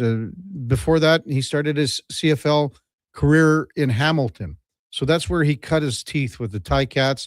Now, this is his third stop as a free agent signing in the offseason. He was on the BC Lions practice roster, too, a little bit. But that was a little different in the sense that, most of his time was spent in Saskatchewan and Hamilton. Had a couple of NFL stints with the Denver Broncos, Detroit Lions, and Seattle Seahawks. In case you didn't know, his nickname is Scoop. Yesterday, following practice, had this conversation with the new Elks defensive lineman. Here we are, almost the end of training camp. For veteran guys, I'm sure it's kind of one of those things you just got to go through. But what have you thought about the last couple of weeks here? It's been great, man. Seeing guys in action, live, person up close has been great. Building chemistry with guys, learning how guys play, learning how I play. So just building that chemistry with the guys and that brotherhood has been the most important so far as what I've taken from this camp. What's different for you compared to Saskatchewan, compared to Hamilton that you've seen just in your short time here so far? A lot of things is different, from the facilities to the players, the coaches. Very different in our own way. SAS got what they got going on over here, and we got what we got going over here. And I know what we got going over here is special. What's different about the defensive line group here than maybe what you've seen and worked with in the past? A lot of guys is very physical, dominant over here, relentless in their rushes, eager to learn as well. So that's what I'm excited about. That's a big difference that I've picked up from being here. But by far, the dominance and the violence that guys play with in the D-line. What about JC Sherrod? I mean, the guy played his heart out here for many years with the Double E. What's it like now? Second year for him. So, I mean, he was learning a lot last year, and you're always learning. But what about working with JC? He's very crafty. He come up with unique schemes, and it can be exotic, it can be simple. He's very knowledgeable on the defense and offense, and how they like to run things protection wise, and having the correct personnel, it can make things a lot easier for him, drawing things up, and that relationship that I have with him is great. So that's why JC is a great coach, man. I was talking to Ed Hervey. We had him on the show, and the one thing I asked him about what he wanted to see in week one, as far as the preseason in BC, was rhythm. How do you guys get rhythm when you're subbing in guys in so much during preseason? Chemistry, building that chemistry with each other, knowing how each other play. Again, just going through the routines and stuff. Practice makes perfect. So you're going through those things in practice. You emulate those situations to try to perfect those things. So when game time comes, it's easy, it's slower, and it's not like the first rodeo. So it's like you've seen it before and you're already ready for those situations. So that's what makes it a difference. Do you believe in team identity, Malik? And if that is the case, what would you kind of say that identity is going to be on defense for this team this year? I highly agree with identity, a team's identity. Our identity is speed, violence, and physicality. So being smart, being fast and physical at the point, making those right decisions, like having a shot on the quarterback if he gets the ball off, knowing not to take that shot. Or if you do have that ball, make sure you hitting them in the right target area. So just keying in on the details and things like that, what makes it a difference. Pressure on quarterbacks always key, and you're brought in to do that. But sometimes the sacks don't come, but it's all about getting that pressure. How do you kind of go through that path when maybe the sacks aren't coming, but you know that you're having an influence on how he's releasing the ball, where he's releasing the ball, and things like that? I'm not crazy about sacks. As long as I'm affecting the play or affecting the play is what matters. So even if it goes to a quarterback hit, to a quarterback sack, or a quarterback pressure, those things affect them where I might not get the sack, but it might turn into an interception. Or let's say, Brink might not get the sack, but it turns into incomplete on second down. So they got to punt the ball. So those things that you might not see up on the stat sheet, but it shows up in the game, and it's very effective and impactful for us winning these games coming in the season. So that's what it's about, honestly. You've been at Clark here for a couple of weeks, but you're going to play here on Friday, and it's going to be pretty neat in here with the intimacy and the atmosphere. What do you think about it? I'm excited, man, how they got it all set up, man. But I'm eager to see the fans come out support, man. I hear a lot about the fan base, and, our job is to bring them back here and bring back a great cup. But it all starts from day one. Let's handle this preseason game, and then we go into June 6th and so on and so forth. Good stuff, Malik. I appreciate this. Good luck on Friday, and then as the season progresses. Thanks for this. Thanks for having me. It's an honor. That's Malik Carney, the new Edmonton Elks defensive line. It's the Knothole game tomorrow night. It is not sold out yet. I just got a note from the Elks that the game is not sold out tomorrow night, which I don't understand that. And if someone can explain it to me, please do. I mean, you have 8,500 or so season ticket holders. The tailgating, we just got a text too about that one regarding, I think it was from Peter, about the tailgating for the game tomorrow. And I mean, it's different down there because of the soccer game that's coming on June the 1st on Monday with Canada playing Uzbekistan. So it's a little different navigating your way down there. There's obviously some things going on in the parking lot at Commonwealth as they get ready for this game. They've had to put a whole new field, a grass field down for this game against Uzbekistan. and then that turf is coming out. So, the Elks after this weekend, so you play Friday night, I would imagine you might even give a couple days off. By the time they get to Commonwealth to practice, we're looking at probably, I don't know, they can transform fields quite quickly.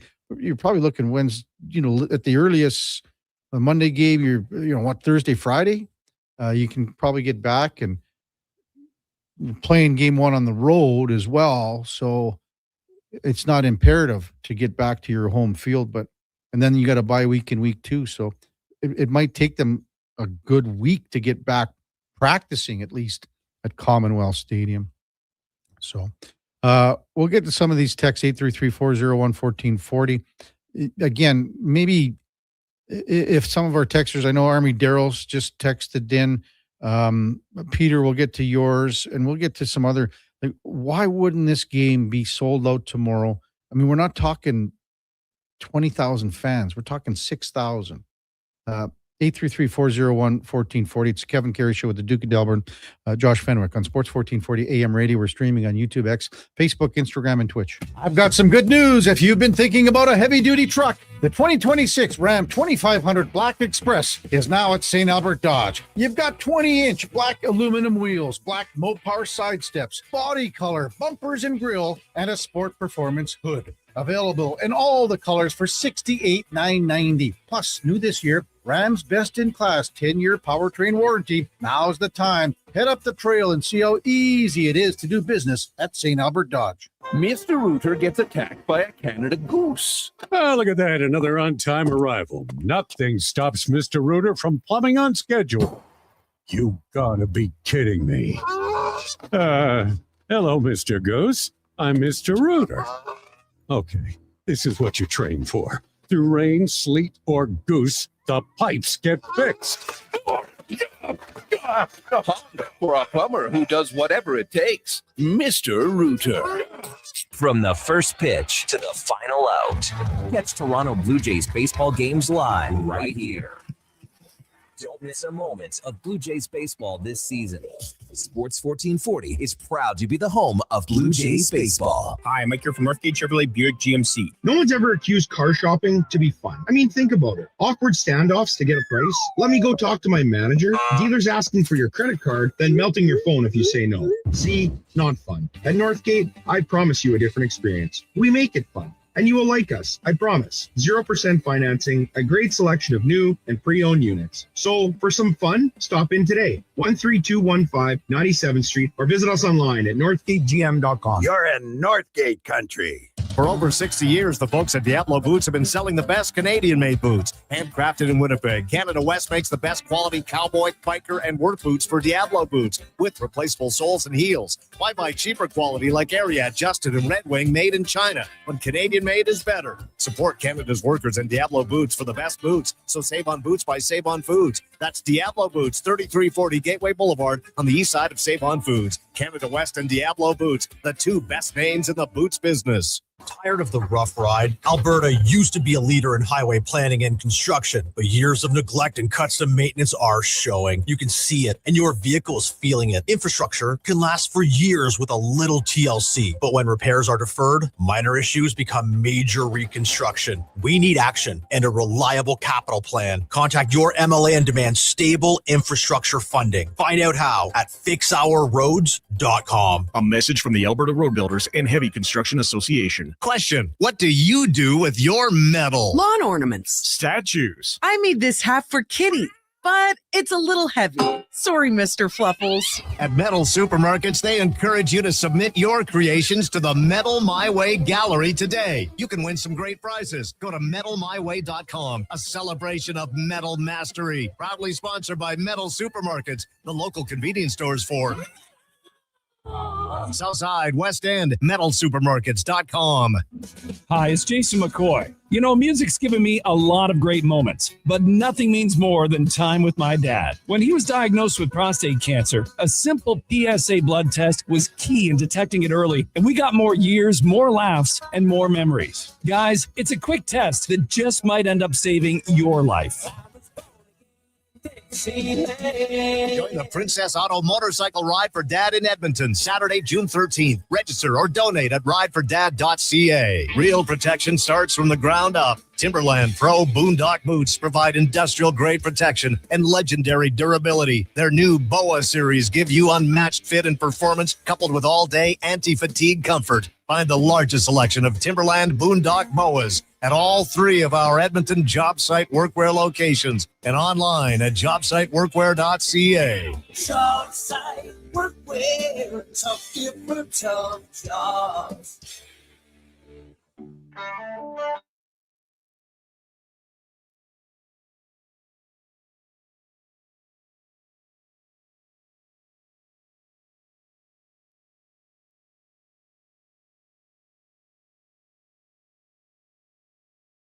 Have your sports curiosity cured with the Kevin Karius Show. This is Sports 1440.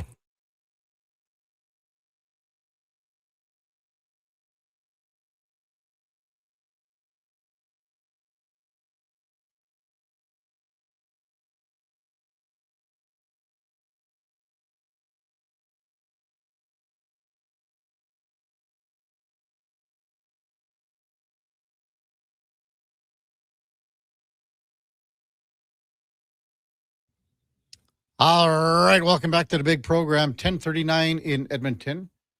Kevin Karius, Duke of Delburne, Josh Fenwick with you here on Sports 1440 AM Radio. Canada has scored again, 3-0. Connor Brown, the former Oiler, with an empty netter after a face-off win and a ringer on the boards and good positioning, good anticipation by Connor Brown to seal the deal. And I'll be honest with you, we haven't watched the game in totality here, but back and forth here and there. And it looks like Sidney Crosby has just scored to make it 4-0 into an empty net. But besides these last 2 goals, I think the USA gave Canada everything they could handle. I think Jet Greaves, again, played exceptionally well between the pipes for Canada, and Canada will win it 4-0, it looks like, and move off to the semifinals. We'll figure out who they play because there's, one other game in progress, 2 more to come yet today. Text 833-401-1440. I asked the question before the break, why isn't tomorrow's Elks game at Clark Stadium sold out? Because it's only 6,000 fans. The capacity is 6,000 fans. And we've had some pretty good texts on the text line. Brew Crew says, hey, KK, the best thing about the Oilers being downtown, parking and accessibility by vehicle is excellent. I can't say that for the Elks. I would like to go to more games with the Elks, but the transportation sucks and the city sucks in their inability, to fix the problem. I'm not a lazy fan. I want to go, and I will go, but the transportation via the city of Edmonton is terrible to Commonwealth Stadium. Can't disagree with that. I mean, it's not good going down there. I mean, it's not good. You drive anywhere towards Commonwealth at Rogers right now from the west side, it's a nightmare, an absolute nightmare. And it's not safe. Kyle says, my guess is casual fans don't know about the game. I listen to 1440 daily, but honestly, I don't think I've heard or seen any sort of advertising for tomorrow's game aside from here.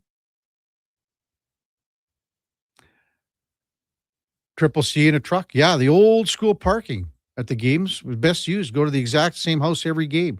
Well, there used to be that parking where people would say, come park here for $5, $10, whatever. That got ruled out. Daryl says, I have no problem parking at the game. It's driving home that is the problem. Also, he says, not much tailgating for tomorrow. We had to buy a separate pass, he said. We'll be there. Now, the tickets to this game were not included in the season ticket package, according to Army Daryl. And he says, plus, they were pricier. And obviously, you couldn't have, with 8,500 ballpark season ticket holders, I mean, everyone couldn't go to the game, and you want to still have some demand. How would you have done it? I don't know, but to me, with just 6,000 fans, I can't believe this game hasn't been sold out for a while. Apparently, they're getting close, and maybe with a push today. Also, some looking I mean, people look at the weather. There's possibility for showers tomorrow night, according to the Environment Canada website. But it looks like to be a pretty decent night in the sense of temperature and things like that. It's going to be nice tonight too.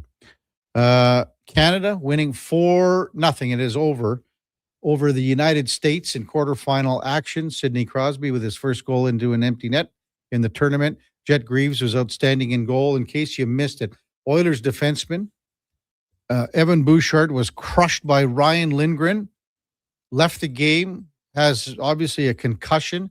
He was knocked out on his feet before he hit the ice. It was a scary incident.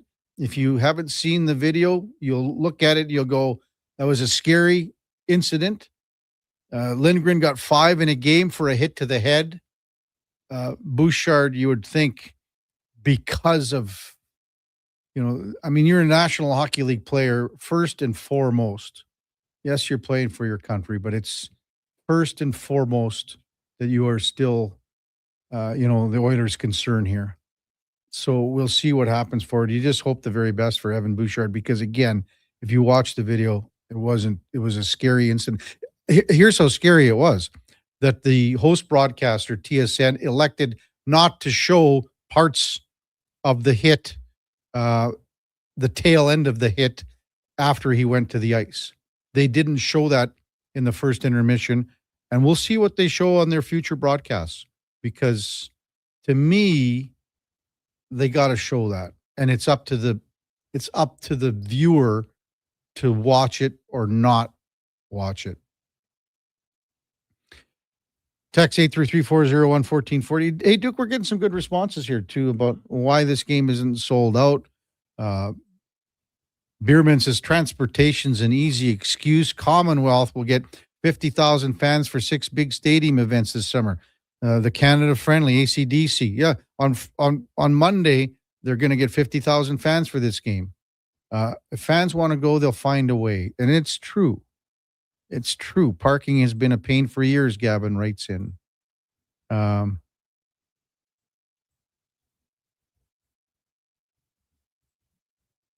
833-401-1440. There's a text that came in about the train literally going right there. Don't have a name on that one. But again, Jet Greaves. Hey, look at that, dude. Jet Greaves, the player of the game. 2030. Hey, you know what? We didn't talk much baseball today, Duke, but did you see any of the Jays highlights or did you watch a little of the game? Well, I was catching it what was on in studio here before we left. And then, I kind of caught the highlights of the rest of the game after the fact. Did you see like Yuri Perez? He kind of. Yeah, I did.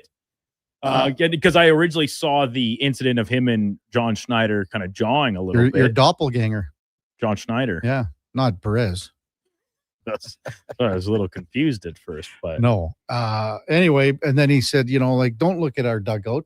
Get back to the mound. You could see Schneider's lips. Well, maybe this is all in fallout from, I can't remember the pitcher's name, that the Brewers. Oh, no, the Brewers. It's Uribe. With his little celebration after beating. Hey, it's a division rival. You beat the Cards, but the couple hit pumps. Just go back to the old Key and Peele skit. You can do 2 pumps, but you can't pump 3 times. And he pumped 3 times, and that drew the ire of many across the baseball world. Most notably, of course, the Cardinals themselves. Charles McAdoo is going to be called up. Yeah. He's sort of an infielder. He can play a little bit of it. I think, he's first base, third base more so, I think. He's hit 8 homers, 27 RBI in Buffalo with the Bisons this year. And also some steals, and he's a good at bat. Like he'll make the pitcher work the count. He'll work the pitcher's count. So we'll see what kind of roster move that the Jays may move will result with McAdoo called up. The big news, I thought this is absolutely insane, Duke, from last night. Christopher Sanchez. Now, when you break a record from 1893. Probably doing something right. I think as long as that's it's a good record. Yeah. Sometimes we see records get broken and it's like, oh boy. Like, for example, the Montreal Canadiens. Yeah. 2 of the lowest 43 shots in a game to go to overtime in games 2 and 3 with their 12 and 13 shot efforts. But sorry, back to your point about Sanchez. Yeah. So the Philadelphia Phillies pitcher, he threw 7 scoreless innings yesterday. The Phillies beat the Padres 3-0. So he's got the record scoreless consecutive streak by any Phillies pitcher since 1893, and that was when the mound moved to its current distance, Duke. That's how crazy that this record is. So he's 44 2/3. 44 2/3 of an inning.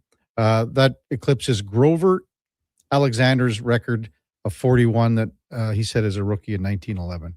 So that's when the mound moved, was 1890. I don't know. Did it move back or forward? I don't know, Duke. Maybe it was over closer to the first base. I don't know. Anyway, that's insane for him to be on the role that he's in. There's so many guys that you could say are the best pitcher in baseball right now. Sanchez is one of them. Shohei Ohtani threw 6 scoreless last night. His ERA is minuscule. Also hit a leadoff home run last night. Paul Skeens gets no run support, and he's playing with Pittsburgh. He's still throwing the ball well. Benny Fenwick took a deep breath and he's just kind of what Mizorowski in Milwaukee and Harrison are throwing darts and 100 miles an hour every pitch. A lot of good pitchers. So Shohei Ohtani last night, you said, hit the leadoff home run and pitched 6 innings and finished with 0 hits allowed. Mm-hmm. No other MLB player in the modern era has accomplished both feats over the course of his entire career, same game or not. And I was reading some stuff because it was a late game, obviously. It was 3-0 over Colorado, something like that. Mm-hmm. And he wasn't actually happy with how he threw the ball. That's what's insane about it. So, text 833-401-1440. Scott says, hey, I went to my first game as a kid at Clark and it would be cool to go. I went to one of those rugby games last year with my family. It was sold out. You could barely move in that little concourse area, and I wanted a beer but couldn't wait to get one where I'd miss the entire game. Do they have more service locations to get food and drinks, etc.?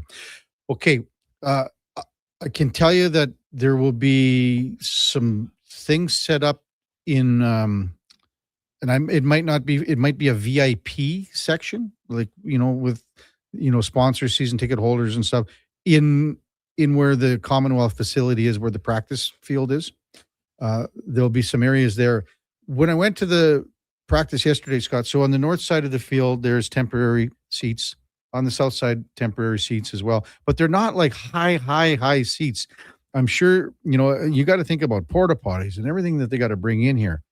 So, they have to service the fans here. But again, there's 6,000 fans. Think about, like, even going to a Riverhawks game last year when there was 7,000 or 8,000 fans. They can't keep up. The concessions and the bathrooms. The facilities, and it's at Commonwealth, it's at Remax. They're at capacity. They can't handle it. They can't. No. And we've talked about it many times over. Yeah. Concerts and, like I said, the soccer games where they're packing the facility, the Commonwealth. You can't move on the concourse. Yeah. You can't get a drink. You can't go to the bathroom. You can't get something to eat. And you talk about the coming and going from the stadium.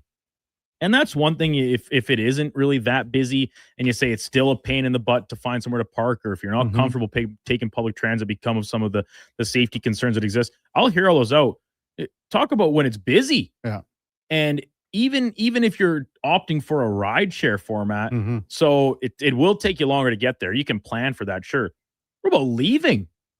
Oh, like the couple times I've gone to one of these sold out concerts at Commonwealth, you get out, you just straight up just walk for 15 minutes just to try and get away from the main hub of activity. Yeah. And then you try and call an Uber from like a corner gas station or something instead. First, because your phone won't work. Oh yeah, it's so busy. Like it's overloaded. And they only accept 911s, right? There's been times when phones won't work. You can't call anyone except for 911. Really? Hey? Yeah. That I have not experienced. Yeah. I've experienced that several times. In fact, Big Baldy and I are going to the game, and former EPS officers, so we would go and park at whatever the downtown EPS station is, and then walk along the tracks, probably 20 minutes, 30 minutes to the stadium. Yeah. Because getting out of there, just as you said, just start walking. And that is a strategy that I've executed in other less busy times. But even let's rewind a couple months ago, Kev. I was at the Expo Center for the beer festival, and it's over at the same time. Like there is a little bit of after party that whatever a few hundred of the people go to, but we're talking like several hundred, even thousand people. So leaving, if you're using Uber, just as the example, like they have surge pricing. All of a sudden, my ride home that's normally maybe $25 from the Expo Center back to the west side. I paid like over $100 for my Uber home. That's such a price gouge. It's crazy, but it's the way the market dictates because people need it. Like, what is their other option? Well, if you wait for a taxi, you're waiting. Well, and so then the flip side, Kev, it's tougher to do at a place like Expo Center because where are you going to walk to, really, right? But at let's say on White Avenue, I leave a bar in the middle of White, and you come out, check your phone. Yeah, Uber surge pricing. It cost me same thing, $60 to get home. A cab ride is normally $15. It's White Avenue. I'll just walk 10 minutes over towards campus where there's not as many of the bars and the traffic kind of dies out. Check my phone again 10 minutes later. Yeah, it's a $15 cab ride home. Yeah. Text 833-401-1440. We can't get to them all. Maybe Duke and Conman will get to him in Fantasy Frenzy. Just to update, Canada beat the United States 4-0. Jet Greaves was the player of the game, had 35 saves in a shutout. Looked really, really good. We've been talking about it since it happened at about 8:30 this morning. Evan Bouchard took a hit from Ryan Lindgren. It was a high hit to the head with an elbow, a target to the head. He was ejected from the game, 5-minute penalty. Bouchard went down on the ice. And again, he went down so hard that TSN hasn't been showing the replay in real time. They've cut it up. So they've edited it to show things that they don't think people should see, which is wrong. The viewer in an instance like this should make the decision to watch or not. Hey, coming up at the top of the hour, it is Fantasy Frenzy with the former Ross Shep T-Bird, Connor Alley and the Duke of Delburne. 12 o'clock, it's the Lowdown with Alan Mitchell. 2 to 6, Jason Greger drives us home, but we got Blue Jays baseball in progress. It's going to be Chris Bassett on the hill for Baltimore up against Patrick Corbin. So we'll join that in progress. We've got Fox Sports all night long. We'll be back with you tomorrow morning at 7 o'clock with Eddie Steele to close out another week right here on Sports 1440. Before all that time now for a Sports 1440 update brought to you by AWS Welding Supplies in Nisku. Product sales, servicing, calibrating, free same-day delivery of in-stock items in Leduc, Nisku, and South Edmonton. Your one-stop shop for all things welding. That is awswelding.ca. Hey, thanks everyone for listening this morning. Really appreciate it. Thanks for all the great texts and thanks for the interaction. We could not do it without you. Hope you have a wonderful rest of your Thursday. We'll see you back here tomorrow morning at 7 bells. Until then, here is the Duke. This is a Sports 1440 update.